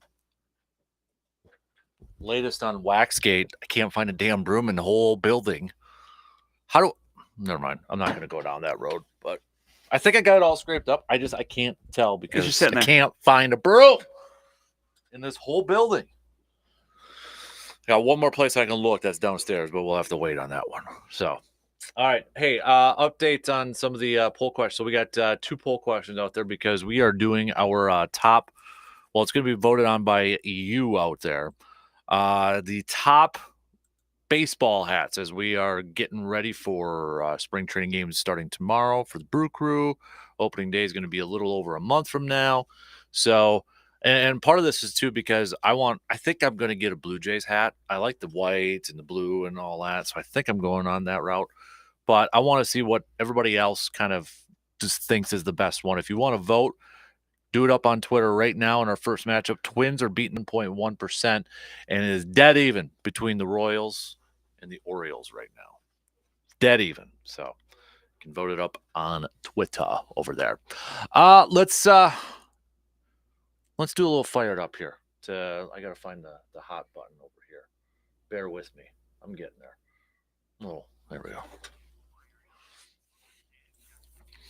Good morning. This is Rocky. I am fired up about my granddaughter Madeline's first birthday tomorrow. That's a good one to be fired up about. Very good. Absolutely.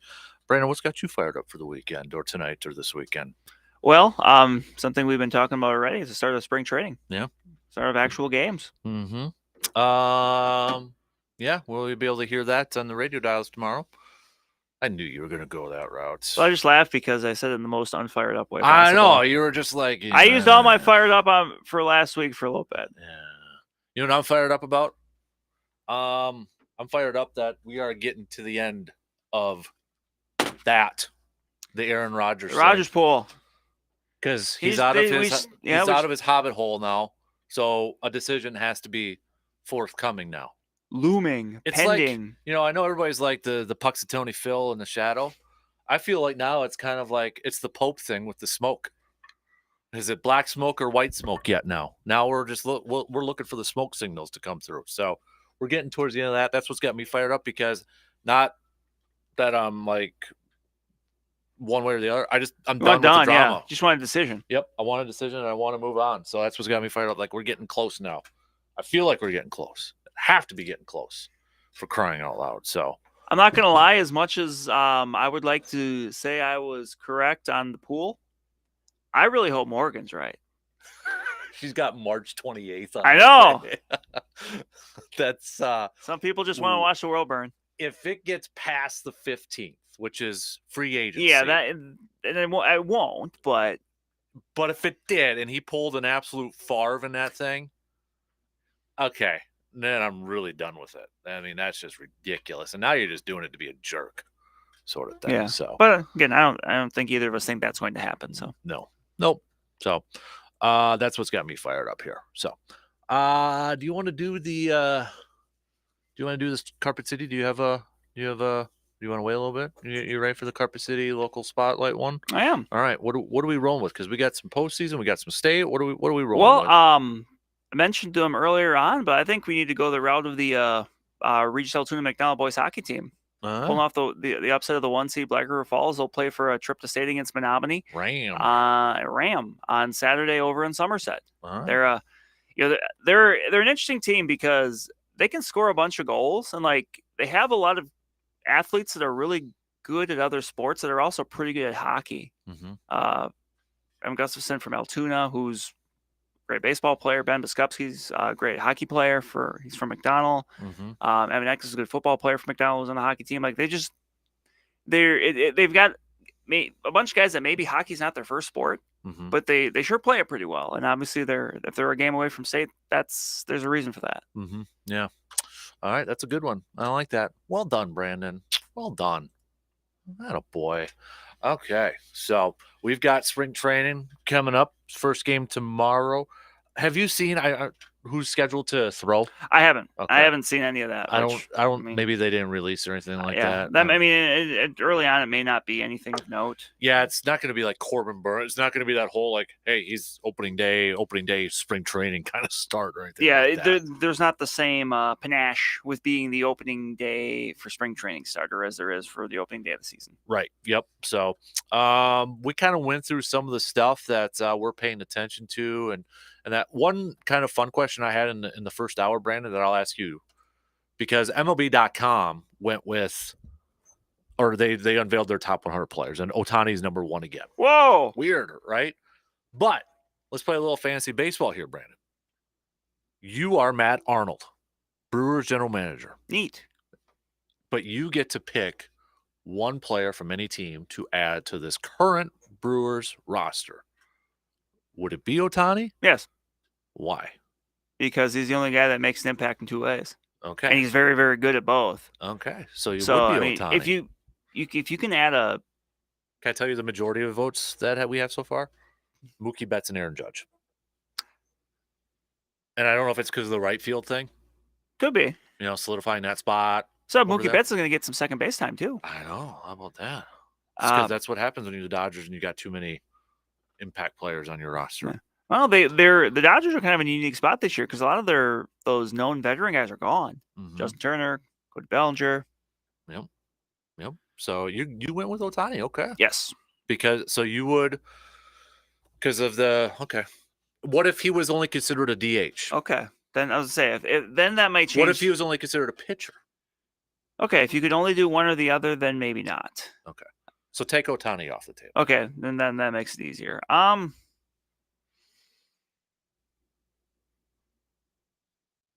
Dead air makes for great radio, by the way. I don't know. I think I would lean towards Betts. Mookie? Yes. I feel like he's the most quiet, most consistent. Like really really good player. And I think you can add, you add the speed factor to it. Obviously, Aaron Judge will hit a ball into, to walk a shot, but you got the defense with Mookie Betts and then too. Judge isn't a bad defender either. It's just that I don't know. I just think he maybe brings a little bit more to your offense speed wise. Like that's a guy that you can park, in the middle of your order and like you feel really good. Did you see any of the top 10? I didn't. Okay, so this is the top 10 that they got. Now this wasn't a fan vote. This was MLB.com. So Ohtani is number 1. Judge is number 2. Last year he was ranked 11th going into the season, which no big surprise. Trout is number 3. Mookie is number 4. Machado is number 5. Then you got a back to Nolan Arenado, and then Paul Goldschmidt. Ramirez from the Guardians, third base. Alvarez from the Astros, and then Freddie Freeman from the Dodgers. Maybe I would pick one of those Cardinals just so they wouldn't have to destroy the Brewers. Paul Goldschmidt's got to be hitting like 400 against the Brewers. Something like that. It's nuts. Something about a Cardinals first baseman going up against the Brewers over the last years. I guess. Gracious. No big surprise. The highest ranked Brewer was Corbin Burns at 27. In fact, if you do count Ohtani as pitcher, which you do, he would have been the 4th highest pitcher behind Scherzer and Verlander. Okay. Verlander was actually the 2nd highest pitcher. Then Scherzer right behind him, 14 and 15. Corbin was at 27. And then Jacob deGrom right behind him. By the way, I had forgot that Bruce Bochy is coaching the Rangers. Yeah, he came back.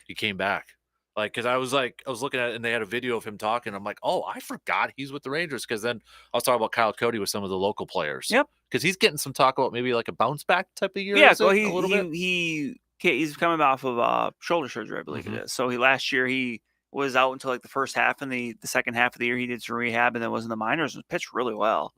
There's some buzz about him possibly maybe being kind of like an under the radar like bullpen guy to start the year, just because he started 2021.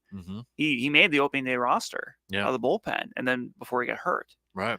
So there's a little buzz there that he, with a good spring training could make the opening day roster. Because you look at some of what I was talking about in the first hour.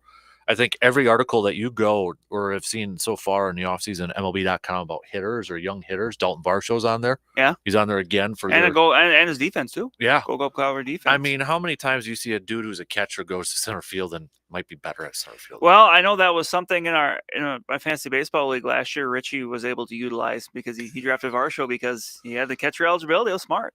I don't know if this is true, but there is a rumor that we might be getting something sent from Dalton for the studio. Ooh. I don't know if it's true. Ooh. But that's the rumor mill. So look pretty sporty. Cool. I know. But as long as you don't spill candle wax on it. Yeah.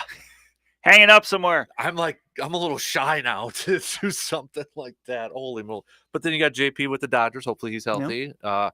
I think Terrin Vavra with the Orioles. And I wonder, like, I was talking to Dale about this a little bit.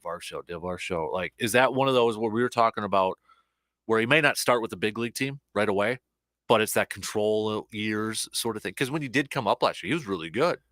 Vavra, yeah. Yeah. Well, at this point, I mean, the major league clocks. I mean, he's already started that. But wouldn't it be like a Keston thing where he was up for a little bit and then years of service sort of thing? I mean, they could, but I mean. The Orioles are in a weird spot because I think after last year, everyone thought like, hey, they're here, they're a contender. And then they didn't really do too much in the offseason. Right. So I know some Oriole fans are a little bit frustrated about that. Mm-hmm. But, that'll be something worth keeping an eye on because, he's a versatile guy. He can play the infield and the outfield. Mm-hmm. Good hitter. Yeah. Good hitter. Patient hitter. Yep.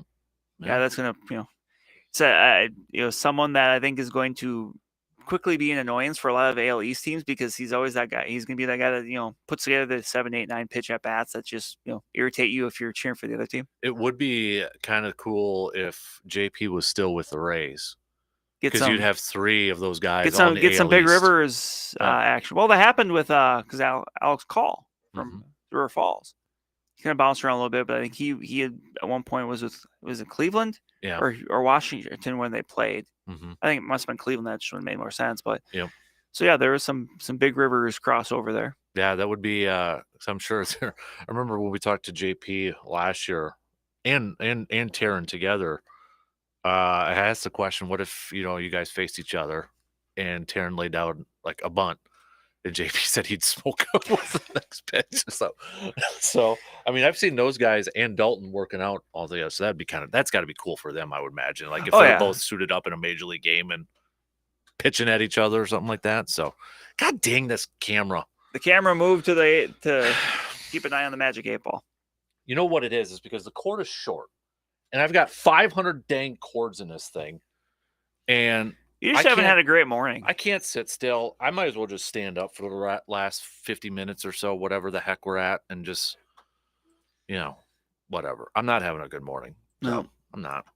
All right. Some of you, Surveyor's top 5 is Jimmy McGinty from the Replacements.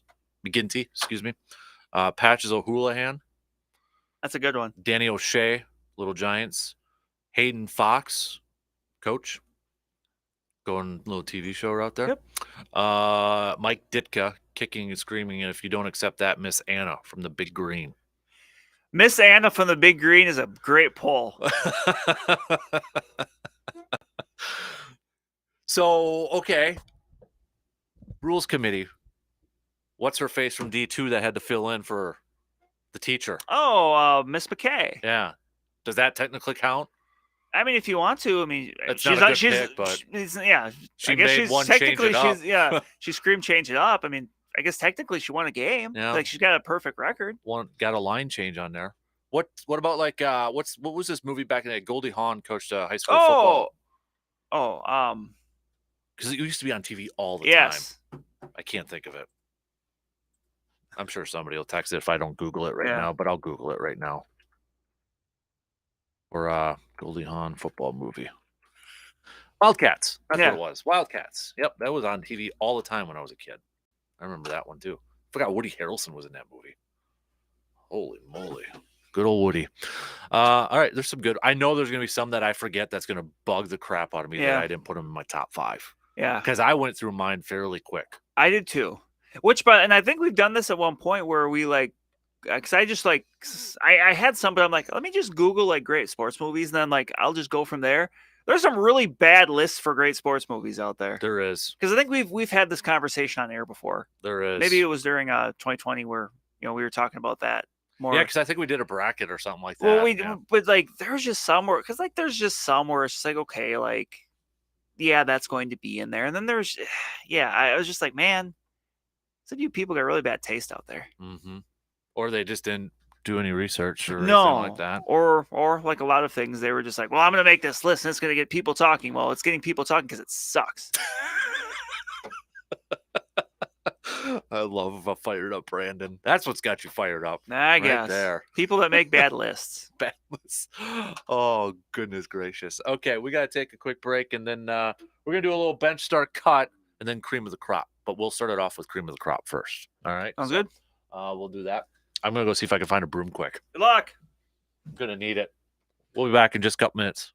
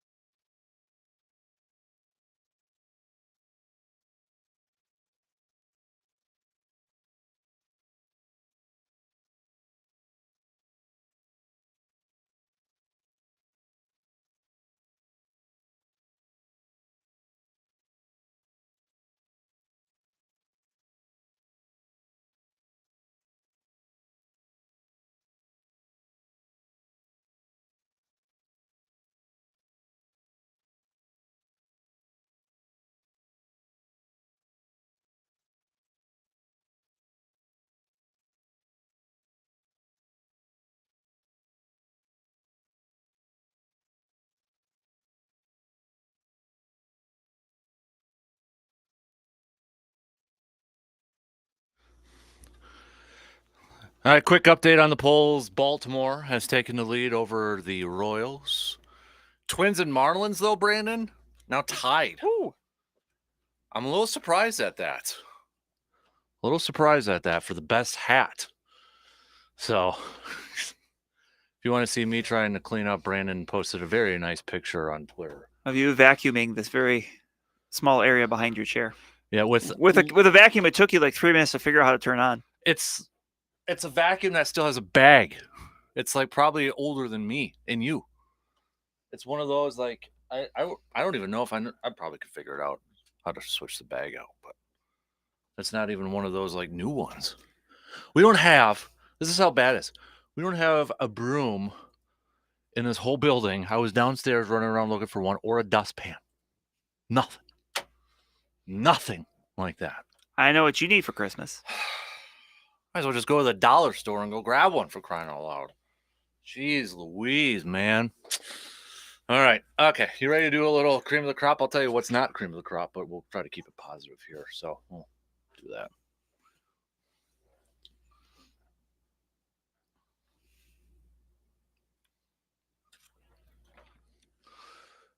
All right, Brandon, who's your cream of the crop for this morning? Well, for this morning, I think it's very fitting this week. My cream of the crop, snowplow drivers. That's a good one. Because as I've gotten older, I've come to really appreciate people that do jobs that you don't notice unless they're not getting done. Mm-hmm. And this week, all weeks, I mean, if you're a snowplow driver, you're working kind of odd hours. I mean, your hours are way out and go when it starts snowing. Like, if they're not getting it done, and I'm fortunate that, by my place, like, people have done a really good job of it, and that hasn't always been the case, but they have this year. But you're just trying to make sure that they make your spots first. Well, they don't know where I am, but maybe, but no, like I just one of those things. Always appreciate their work is making sure so many of the rest of us can go and do our work. Yeah, that's good. They were my Thirsty Thursday shout out. Nice. Yesterday, so that's kind of where I went with that one. So I won't double down on that. I did that. Well, that's a good one though. Yeah, shout out to if you're out there, salt truck, snowplow, don't matter. If you're clearing the way, we appreciate it. Someone's got to be the fullback. We love the fullbacks. We're old school here. We need that lead runner to open up the holes. Be Lorenzo Neal. Who is the best fullback of all time in your opinion? Now, are we looking? Because this is tough. Because we're talking straight up blocking. Yeah, because you could bring an All-Star. An All-Star could block, but he was also known for his ability to just run people over. Like Jimmy Taylor was considered fullback. Yeah, we're talking like, okay, he ain't getting the ball in like running situations. I think Lorenzo Neal's up there. Yeah. Tony Richardson made a long career of it. Mm-hmm. Packers would probably go William Henderson. William Henderson, yeah. You could, Larry Center, of a pass-catching fullback, which is interesting now to think of a pass-catching fullback. Right. He's got like 100 balls 1 year with the Cardinals, didn't he? Something like that. Like 90 or 100 balls. Yeah. Yeah. Who's like the best old school fullback that wasn't no rushing yards, just like straight up blocking? Moose Johnson, some people put him under because of the Emmitt Smith, but was it him or that line? Yeah. Or both. That's why they're trying to think, like, because that would have been like the 90s, like our era. Yeah, like 80s. I would say Lorenzo Neal would be my first That's thought. because Natron Means open up the holes for Mr. Means over there. That's a lot of beef in the backfield, man. Yeah. Because, like, I remember, like, when Ron Dane was coming through the draft, everybody kind of thought maybe he would be better suited as a fullback blocking for Tiki Barber, Thunder and Lightning. Who's the other? Oh, John Clay was that other big running back for the Badgers, too. Are you Googling fullbacks? I'm just going by all pros because I just want to know, like, and this is going to, now look, based on all pros, and again, this is skewed, but this will give us an idea. Mike Allstott leads with 7. Okay. Paul Younger from the Rams is 6. Third, Okay. William Henderson, 5. There you go. Then He's got 5 All-Pros? I believe that's what this says. Wow. Hall of Fame, that guy. 5 All-Pros. All time, yeah. I know. That's impressive. That's really impressive. I never would have thought William Henderson had 5 All-Pros to his name. Dang. And let me look into this more because I want to make sure what this is saying is accurate because I just quickly Googled it and came across this, but I just want to make sure that this is. Yeah. I was the one name I kind of thought too, if you're a Tecmo Bowl fan, was like I always pick 49ers because of Tom Rantham. Everybody was the Raiders, but I picked 49ers because of Tom Rantham. But then that same breath too, like my boy, you had Bo Jackson, Marcus Allen, and but yeah, it defended. Because technically, I think too, like Edgar Bennett was listed as a fullback for a little bit for Green Bay, but we're talking like the old school, typical blocking. You ain't running, you're blocking over there. You're still looking up stuff, aren't you? I am, because this is gonna bug me if I don't have it right. Well, were you Wikipediaing it or something? Okay, that was wrong because now this says William Anderson made 1 All-Pro, so I don't know what they had the numbers listed. Maybe it was kind of like yeah. Okay, we'll double check that because it was first team, second team, maybe split sort of thing. I don't know, but Brandon, you're a journalist. Did you Wikipedia it? This was not Wikipedia. Okay. But I'm going to admit in this case I did not. Yeah, Wikipedia says he was a first team All-Pro in 04. Okay, yeah, so they're whatever that other website was, you're a liar. The camera caught you doing that, Fred. Good. I'm glad.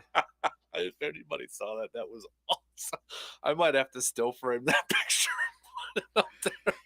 Right next to my draft one. Yeah, but me celebrating, it's me flipping off my phone. That'd be a good one to tweet like the next time or a picture to tweet the next time like there's some really bad news, like some Brewers news or something. Just quote tweet that picture of me. It's like, I am definitely screenshotting that. That is awesome. Okay, I got a new cream of the crop. It's Brandon now. Me flipping off my phone for our new meme right there. That's gonna be it.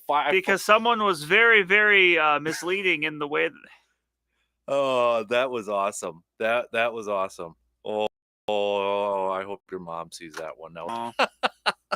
Oh, said and done much worse. Oh boy. So that's good. That is really good. I'm so sidetracked right now by that. So, okay, what were we gonna do now?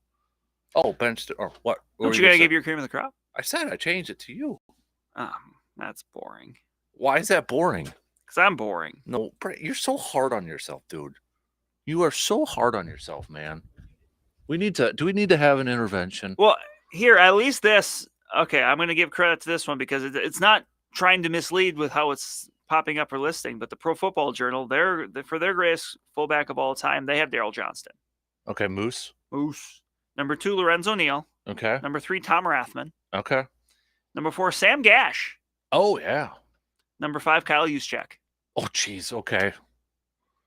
All right, so I'm gonna do a little bit of an audible here. Bench start cut. You've got these 3 fullbacks. I'm just going to name 3. What are you laughing at now? I'm just looking at their list because it goes pretty far. I'm like, there's some of these guys, like, for the most part, I've heard of these guys, but it's just, man, they're getting down to, like, tied for 20th place. This is pretty great. So we're going to go bench start cut, but I'm not I'm going to give you the 3, and you tell me which ones, okay? I don't know why we got on a fullback conversation right now. How did we get on a fullback Oh, the snowplows. The snowplows. I said snowplows are essentially the fullbacks because they got to clear the road for somebody else. Gotcha. Okay. So your 3 to choose from. You got a bench one, you got to start one, you got to cut one. Mike Allstott. Don't look at me like that. Don't do that. Mike Allstott, Tom Rantham, Larry Centers. I'm trying to find the guys that you can catch the ball out of the backfield too. Now the Rathman one before my time, so and I mean I played tough. So I'm gonna start Mike Allstott because man, I just want to watch him run. Mm-hmm. I'm gonna bench Larry Centers, but he could be used coming off the bench as a receiver, and I gotta cut Tom Rathman. See, I'm gonna start Tom Ratham. Oh, who's Mike Tolbert actually considered a fullback too? Tolbert was awesome. Yeah. I'm going to start Tom. I'm going to bench Allstott, and I'm going to cut Larry Centers. And now if I was to give like my personal favorite of all time, it's almost not fair because I don't technically view him as a fullback because he's more of a tight end. Jim Kleinsaw. I knew you were going to say that. But he was more of an H-back. Yeah. Like I think he's a fullback as a rookie, and then he moved to tight end. He's more of a blocking tight end. Mm-hmm. But I mean, come on. Yeah. Because I saw an NFL.com article. Like this is where it gets fullback designation gets tricky. It's their number 1. Duh, it was Jim Brown. Well, technically, but yeah, Well, and even like modern day, like it is fun to see guys like Kyle Juszczyk that can do everything. Don't know how much longer he'll be there, but I'm always partial to CJ Ham at the Vikings. We're not forgetting Daryl Johnson, Surveyor. We've We said his mentioned him. name 5 times already, for crying out loud. Jeez Louise. 5 times we mentioned like his name. Simmer down, Surveyor. He's not on mine. No, I didn't pick those 3. Would you have picked him on your one of those 3? No, you wouldn't have. So, Surveyor, come on now. No. Gosh. Would you say fullback is one of those positions in the NFL too that has really evolved over the years? Like, yeah.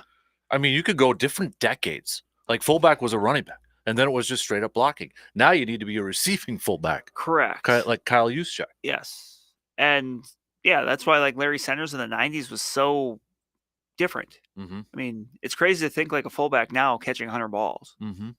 Well, because I mean, for that stretch there for the Badgers too, you had like Mason Stockey and Brady Ewing, and I mean Watt for crying out loud. Yeah, they have such a great history of fullbacks. You go back to like Cecil Martin. Oh yeah. Well, obviously more recently Jean Chanel. Mm-hmm. But they're my personal favorite, even though he was a bit of a running back too, is Matt Bernstein. Mm-hmm. You've mentioned that name a few times, I know. But so just. Yeah. But they were because I mean, I remember when we were talking, hey, this fullback, like when we get to the draft stuff, could that be a guy like Mason Stockey? I think was a big one for us. Yeah, and this year coming up will be what's his name? Hunter Lipke, the pride of Spencer. Yeah, I remember watching him run in high school. He ran people over, as you can imagine. Yeah, Spencer Columbus. Yes. Yeah. Then went on to play at North Dakota State. Now he's in the draft conversation. Yeah, and I think every team's got a different view on fullbacks. It's all based off offensive scheme. I mean, you look at the 49ers and Kyle Juszczyk, that H-back. Would you consider him more like an H-back instead of a fullback, though? Juszczyk? Yeah. Maybe, but it's almost like you think of him that way because he's so good, like, and because he's so versatile. Right. He's still a fullback. He's just a fullback that can do a bunch of stuff. Right. And then you got, I mean, like a typical fullback who doesn't do anything besides block. Like, I know John Kuhn had, some rushing touchdowns and all that, but or that's why I would classify CJ Ham. Like, he gets some catches with the Vikings, but usually when he's out there, it's the block. Right. And now you got teams that put tight ends in there. Like Green Bay now essentially puts tight ends in there. I looked it up, something to consider, and I was right. In 1995, Larry Sanders caught 101 passes, but he averaged 9.5 yards a catch. That wouldn't fly today. That's not efficient enough. No. And then the next year, he caught 99 passes for 7.7 yards a catch. Jeez Louise. He would have been a very sneaky guy to play in fantasy football. Yeah. You could have said he started a fullback. Yep. It's crazy. Like, he caught that, and yet he didn't rush for nearly as many yards. I forgot all about Larry Sanders until you. Because honestly, how like we always have like those random things you remember, like from your childhood. Like, why do I remember this? I have one, and I'm gonna double check to make sure. This will take like a second. Yeah, I remember the last game of that year when Sanders was going for that record. They played a Monday night game on Christmas against Dallas. I remember watching that game. Isn't it weird how you can remember? Yeah, like there's certain things. Like there's certain like obvious things I can't remember, but there's something like that I will. Yeah. Look at this rabbit hole that we just went down on. That's a good one. It is. Not many other programs would give love to fullbacks. Fullbacks are after we were talking about snowplows. After snowplows, yep. Rich Eisen and Pat McAfee got their punters or people, and for the brand stuff, we're fullback you. And then tight ends university, tight ends day. We got to give some love to the fullbacks, right? Yeah, give them a little love to the fullbacks. Okay. Darn right. So, okay, so we did cream of the crop, and we kind of did our pseudo bench start cut. I'll save the next one for next week. I'm not going to tell you what it is. So, I think did we do everything on that? I think so. So, we're still looking. If you want to play along with us, Brandon and I will record it after we shut the mics off here. After I finish up vacuuming, a new episode of the podcast coming up. We're picking our thanks to Surveyor. Our top 5 fictional sports movie coaches of all time. So we're not going to tell you ours right now because you're going to have to listen to the podcast, but you can play along and tell us, heck, if you send one on over, maybe we'll switch one of ours. I'll tell you right now, I ain't switching mine from some of those that were sent over. Mine's a little off the wall, off the cuff, but I'll debate it. I don't care. I think you and me got at least two of the same. Probably. Easy two. So I'm looking forward to this one. Plus, we're always looking for the top 5 suggestions too. Yes. Because we do this every Friday, or we try to do it every Friday. But if you have another top 5 list, we got to do, I know, what was it? Top 5 video games was one. Like sports video games franchises. You and I talked about like top 5 sports themes. Yeah, like television, like network themes for. We all know Brandon and I already know each other's. And that's the thing. Like I did mine a couple years ago on here, but I'm gonna have to revisit that. Yeah, I think we have the same number one. Absolutely, though. Yeah, that's pretty easy. No question. And if anybody has a different number one, you're wrong. Yeah, it's okay to be wrong. Everyone's wrong about stuff. If you are, you just have to be wrong about this. It's an easy one. It's easy number one, and it's not football related. No, it's not football. So no, we had that conversation off air a little bit last week with some because of some hubbub in the world. Mm-hmm. Oh man, I was going down memory lane the other day about.